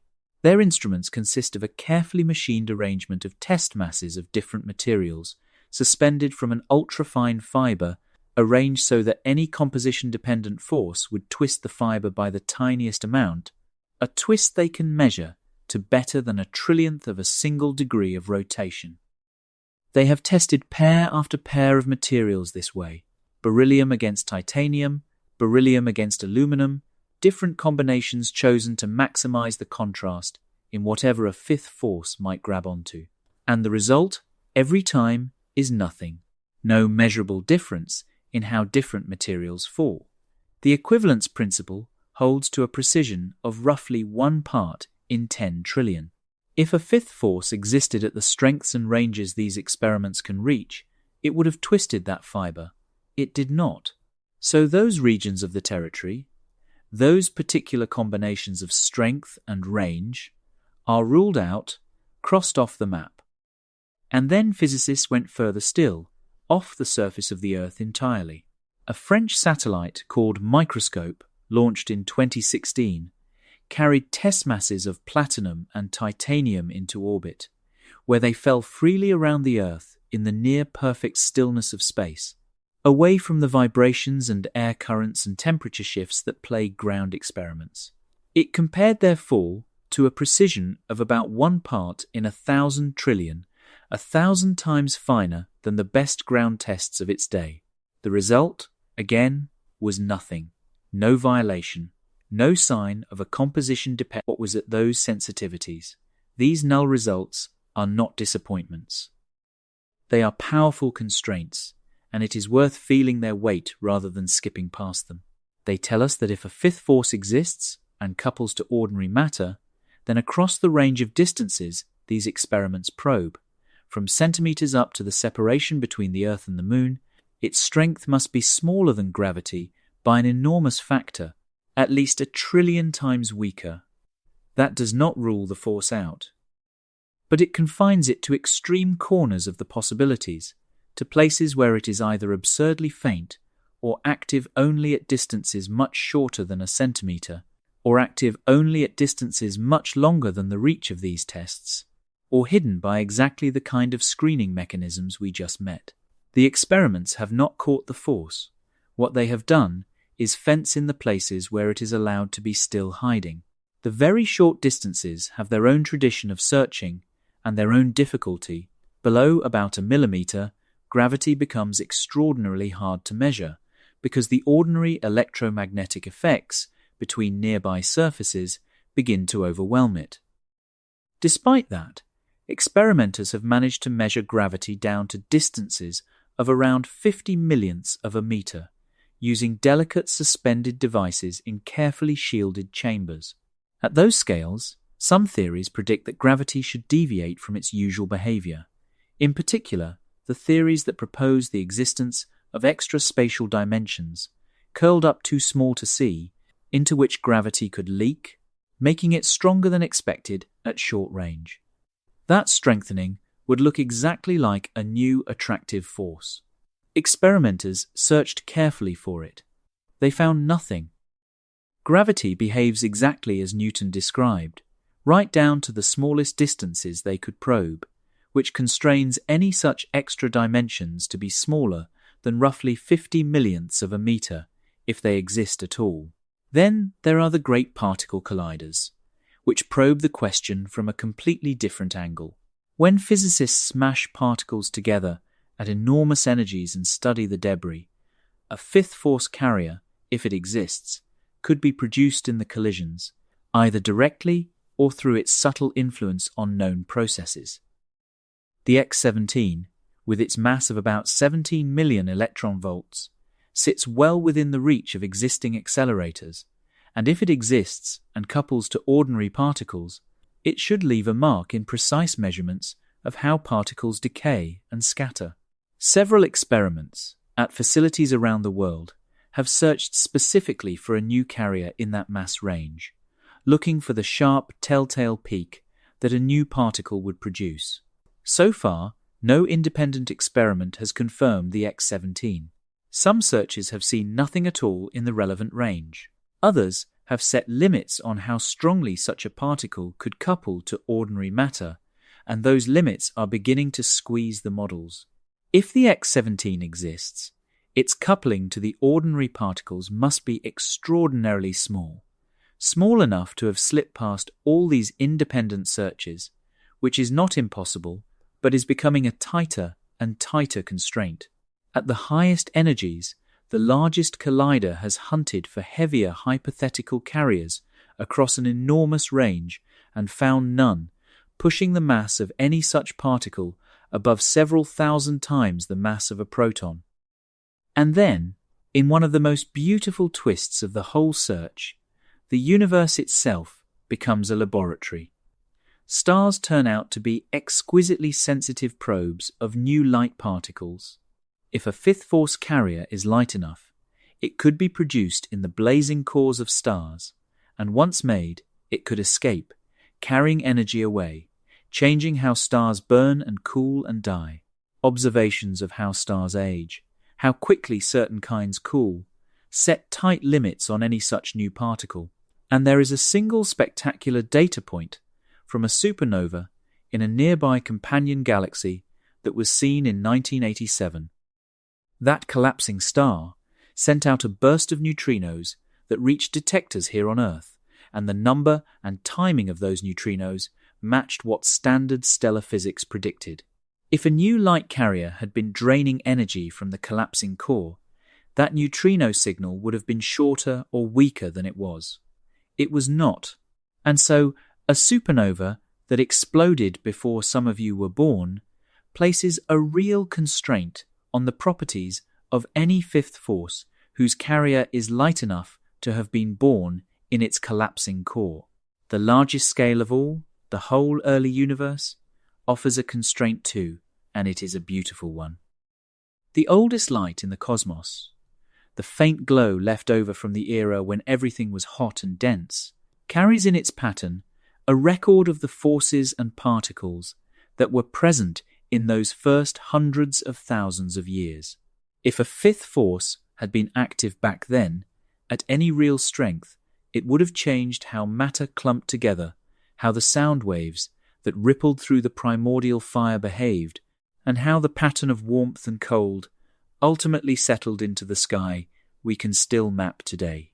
When physicists compare that observed pattern to what the four known forces predict, the match is extraordinarily close, with very little room left over for an additional interaction of any significant strength in the early universe. So the beginning of time itself becomes a kind of experiment, one we cannot rerun but can still read, and it too has returned a constraint, fencing off yet another region of the possibilities. Notice what all of these constraints have in common, because it changes how you should feel about the long list of null results. Each experiment is not asking, in general, whether a fifth force exists. Each is asking whether a fifth force of a particular strength and a particular range and a particular coupling exists, and answering, for that specific combination, no. The equivalence principle tests rule out composition-dependent forces across a band of distances. The short-range tests rule out extra attraction below a millimeter. The colliders rule out carriers in certain mass ranges. The stars and the early universe rule out light carriers that would have bled energy or reshaped the cosmos. Lay all of those no's side by side, and you get not a single verdict but a map of exactly where the force is forbidden to be. And the value of a map like that is not that it tells you the treasure is not there. It is that it tells you, with precision, where you have not yet looked. Let me draw all of this together into a single calm picture, because there is something restful in the sheer patience of it, and it is a good place to slow down. All around the world, and above it, quiet machines are listening for a force that may or may not be there. Torsion fibers hang in shielded rooms, twisting by less than a trillionth of a degree, or not twisting at all. Test masses drift in orbit, falling in perfect silence, keeping pace with one another to a thousandth of a trillionth. Underground tanks of xenon wait in the dark for a flash that does not come. Colliders scatter their debris and find no new peak. Ancient starlight and a decades-old burst of neutrinos stand as constraints written into the sky, and the pattern from all of them, taken together, is this: no fifth force has been confirmed. The equivalence principle holds to 1 part in 10 trillion. Gravity follows Newton's law down to 50 millionths of a meter. No new carrier has appeared at the colliders. The stars burn as they should. Every door that has been checked has been found closed. The territory of the ruled out is enormous, and it grows every year. And yet the search goes on, because the ruled out territory, enormous as it is, does not cover everything. There remain whole regions no experiment has touched. A force screened by a chameleon or a symmetron would slip past every equivalence principle test done on the crowded surface of the Earth. A force carried by an extraordinarily light particle with a reach the size of a galaxy would lie far beyond the range of any laboratory. A force that couples only to dark matter and barely touches our kind of matter at all would be invisible to every detector we have built out of ordinary atoms. The exclusions are absolute within their own borders. But beyond those borders, the question is as open as it ever was, and that open territory is exactly where the next generation of experiments is aimed. Part 12. The net tightens. This is why the next generation of experiments matters so much, and why this is such an interesting moment to be alive and paying attention. Physicists are not simply repeating the old searches with slightly better equipment. They are designing instruments specifically to reach into the unexplored regions, the corners of the possibilities where a fifth force could still be waiting, the places the old machines could never touch. And several of these new experiments represent genuine leaps, not small improvements, but new kinds of sensitivity entirely. One of the most promising uses a property of quantum mechanics so strange that it deserves a moment on its own, because the way it works tells you just how creative this hunt has become. At the quantum level, an atom does not have to travel along a single path. It can exist in a combination of paths at once, spread across more than one route through space at the same time. An instrument called an atom interferometer takes advantage of exactly this. It cools a cloud of atoms until they are almost perfectly still, then uses a precisely timed pulse of laser light to split each atom so that it travels two slightly different paths at once.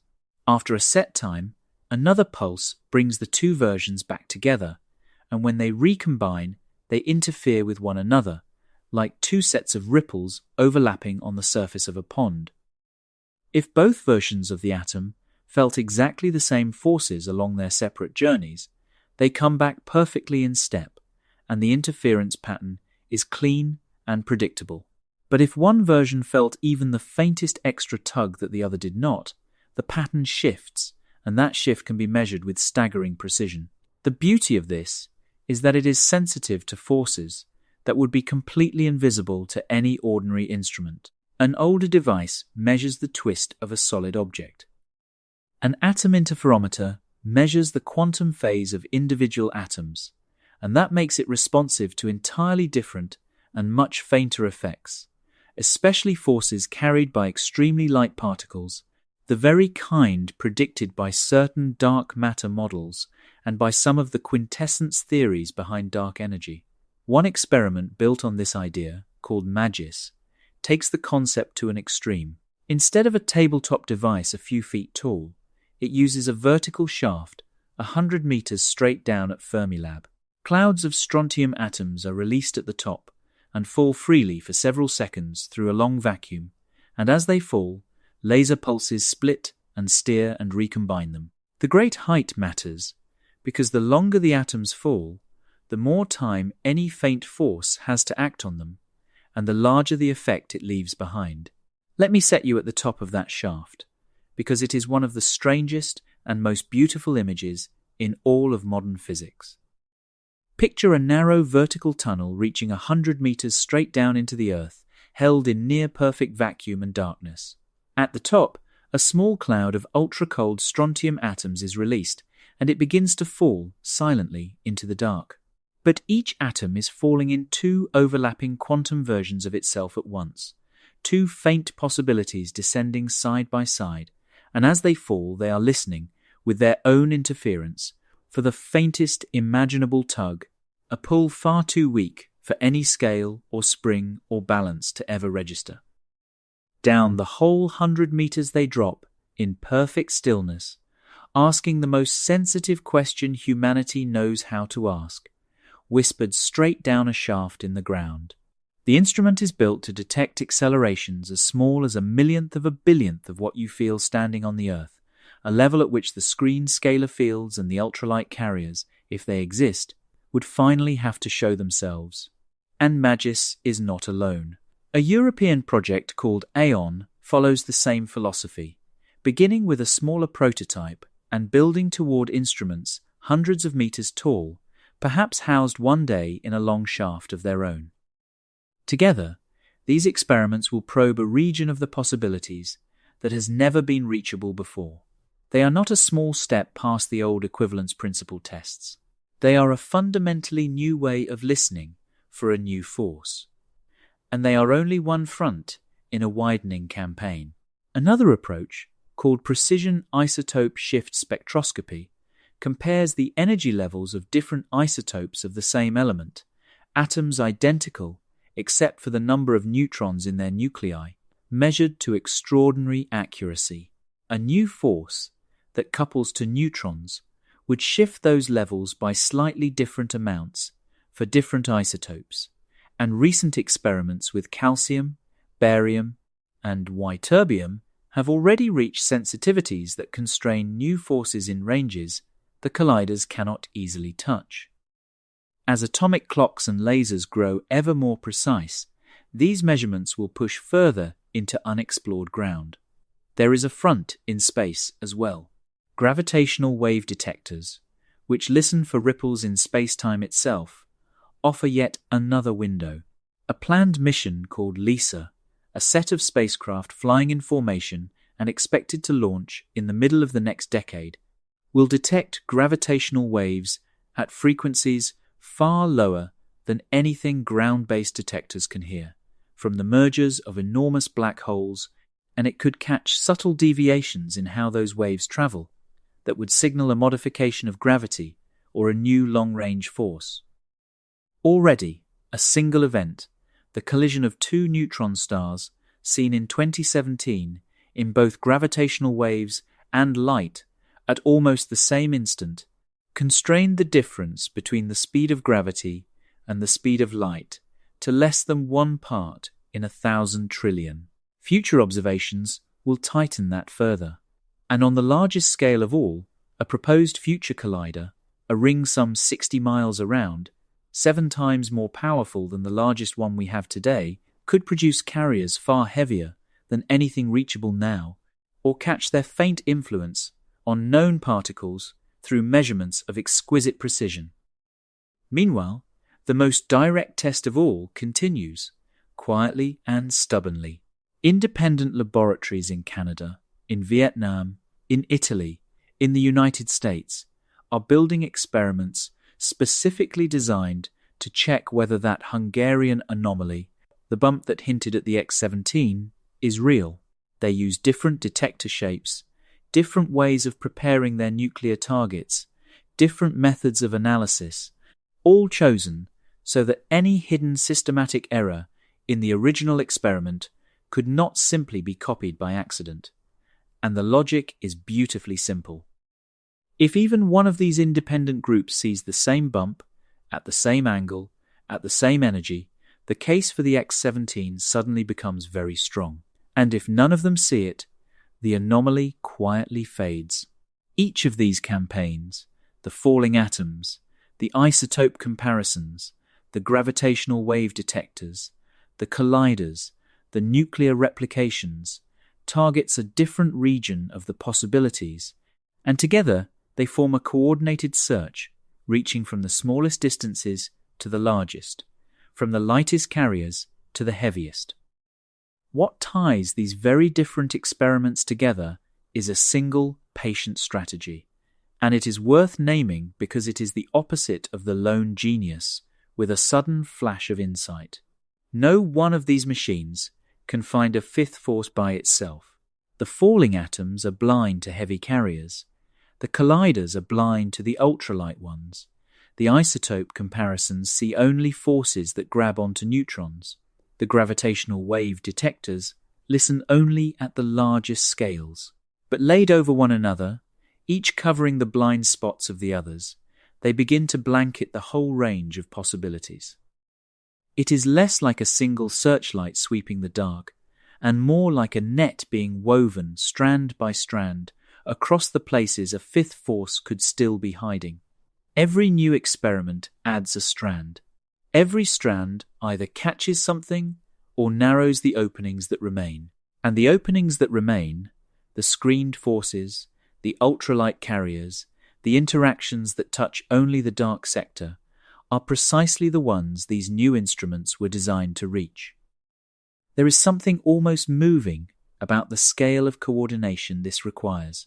Thousands of people across dozens of countries, building magnets and lasers and vacuum shafts and orbiting spacecraft, all aimed at the same quiet question that a fifth force might exist. None of them may ever see it. Most of them know that. And they build the instruments anyway, because a well-placed no is worth almost as much as a yes, and because the only way to find out whether the universe kept a secret from us is to ask it carefully from every direction at once. That is the shape of the search today, and it is why this particular moment feels so poised, with several of these new instruments just now coming online, reaching for the first time into the territory where the answer, if there is one, most likely lives. Now, let me do something concrete with all of this, because it is one thing to say a fifth force would change physics, and another to actually walk through what would happen. Imagine that tomorrow, one of those independent laboratories announces that it has reproduced the Hungarian result. It sees the same excess of electron and positron pairs, at the same separation angle, exactly consistent with a new carrier at 17 million electron volts. Then a second group confirms it, then a third. The statistical significance climbs past 5 sigma, the systematic errors are ruled out, and the particle is, at last, real. What happens next is not a single headline, it is a cascade. First, theorists would have to determine what kind of particle it is, reading its spin from the way its decay products spray apart. Say it turns out to be a spin 1 carrier. That immediately implies a new symmetry in nature, a new organizing principle generating this particle, in the same way electromagnetism's symmetry generates the photon. The standard model would have to be extended, new terms written into the master equation that encodes all of particle physics, and the new carrier's mass and coupling and charge would become quantities to be measured. And it would not stop there, which is the part that shows you how a single thread, once pulled, unravels the whole cloth.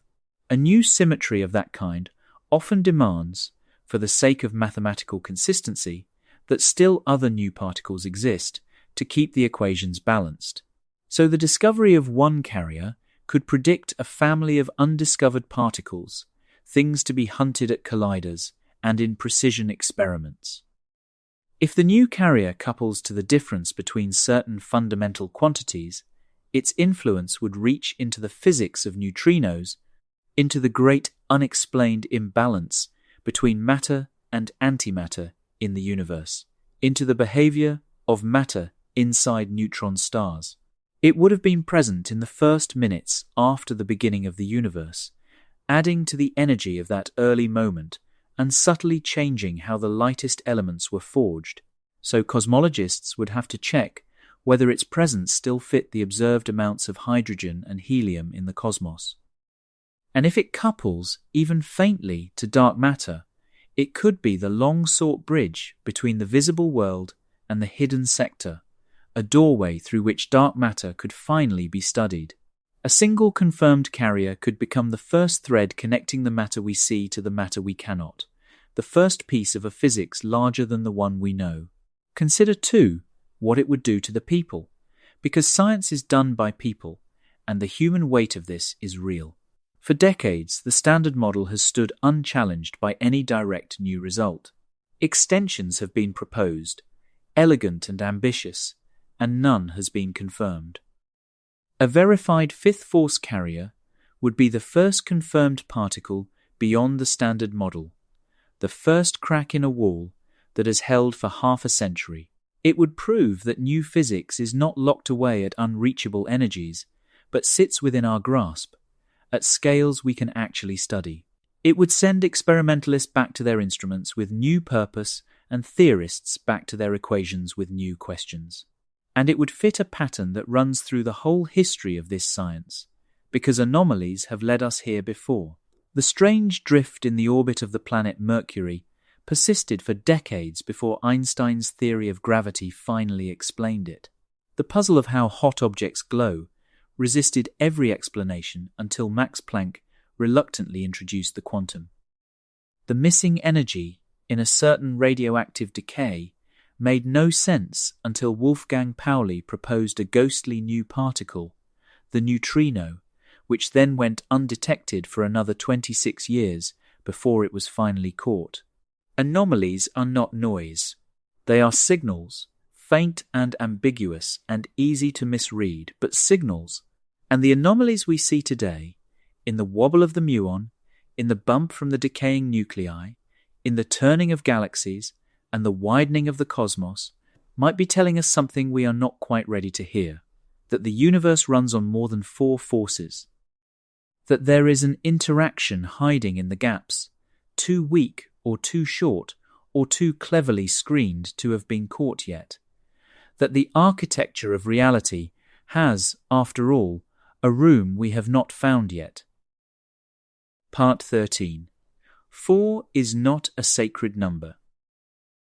So where does that leave us, after all of this, in the quiet hours of the night?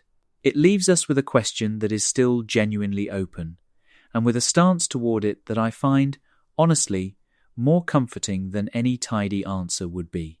The cracks are real. The anomalies have been measured. The puzzles are documented and will not go away. But none of them, alone or together, is proof of a fifth force. The muon's wobble depends on a calculation that theorists have not finished arguing about. The X-17 has not been independently confirmed. Fishbach's force was ruled out. Dark matter and dark energy are real in their effects, but unknown in their nature. Every one of these cracks could still close, and every one could still widen into a discovery. And at this moment, tonight, we do not know which. What the cracks give us is not certainty. What they give us is something quieter and, in its own way, more valuable. They give us motivation, reason to keep looking. Because in science, you do not go searching for something unless you have reason to believe it might be there, and right now the reasons are slowly accumulating, not as answers, but as questions that refuse to fade.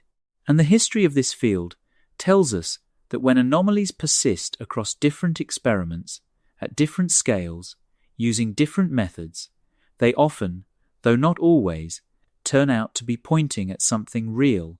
The people building those falling atom experiments, refining those calculations, replicating those nuclear decays, are not chasing a fantasy. They are doing the patient, disciplined thing that has cracked open every previous mystery in physics.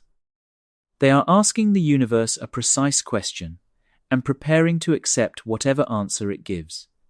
And here is the part I most want to leave you with, the thing worth carrying past the edge of sleep. Four forces have carried us an extraordinarily long way.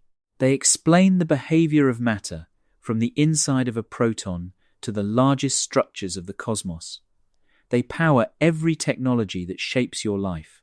They have revealed a universe of remarkable elegance and mathematical beauty. But 4 is not a sacred number. It is not written into the laws of logic or mathematics that reality must run on exactly 4 interactions. There is no principle that guarantees our list is complete. 4 is simply what we have confirmed so far, and the universe is under no obligation to stop there, or to make its true number convenient, or final, or easy for us to reach. The only thing that decides how many forces exist is the universe itself, and the universe has surprised us before. Every single time we were sure we had the complete picture, reality turned out to be more layered, stranger, and more intricate than we had imagined. Think back, one last time, to that clean little list we began with. Gravity, electromagnetism, the strong force, the weak force, 4, and that is the whole list. It felt so settled at the start of the night, so obviously complete.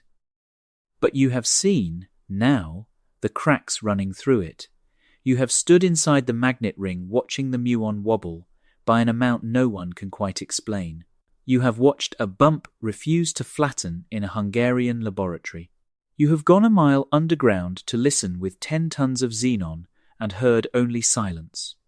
You have felt the 95% of the universe that we cannot name pressing in from every side. And so those same 4 words, 4, that is the whole list, do not sound the way they did when we began. They no longer sound like a period at the end of a sentence. They sound like a question waiting for its answer. Whether a 5th force is ultimately found or ruled out, the search itself will have been worth it, and this is the honest centre of the whole endeavour.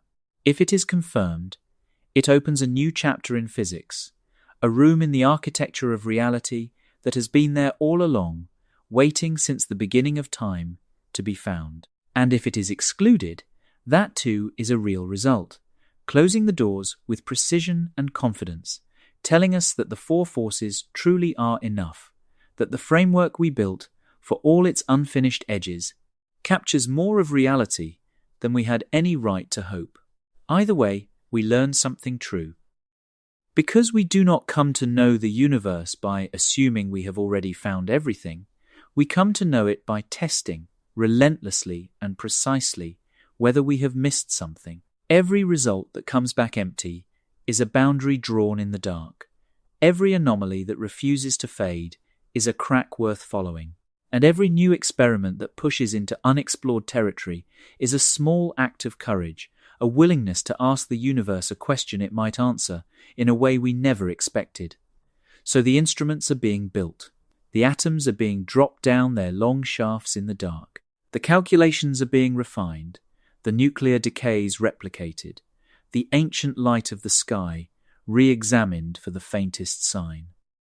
And somewhere in all that data, in the interference of falling atoms, in the debris of unstable nuclei, in the slow widening of the cosmos, the answer may already be quietly waiting. A whisper so faint that it takes the most sensitive instruments we have ever built to hear it, or a silence so complete that it tells us, with extraordinary certainty, that 4 is all there is. We do not yet know which, and there is something restful in that not knowing, if you let there be, because it means the universe still has a secret it is keeping, and people who love it are patiently, gently asking it to share. Thank you for spending this long, strange walk through the forces of nature with me tonight. If this is the kind of slow exploration you like to fall asleep to, a quiet like or subscribe genuinely helps this small channel grow, and it means more to me than I can easily say. And the next time you feel the simple weight of yourself in your chair, that ordinary pull you have trusted your whole life, remember that even that familiar force sits just outside our master theory, still holding one of its secrets. Rest easy now. 4 forces, or perhaps one day, 5. The universe is in no hurry to tell us, and neither, tonight, are you. Good night, and may you never look at the forces holding you together in quite the same way again.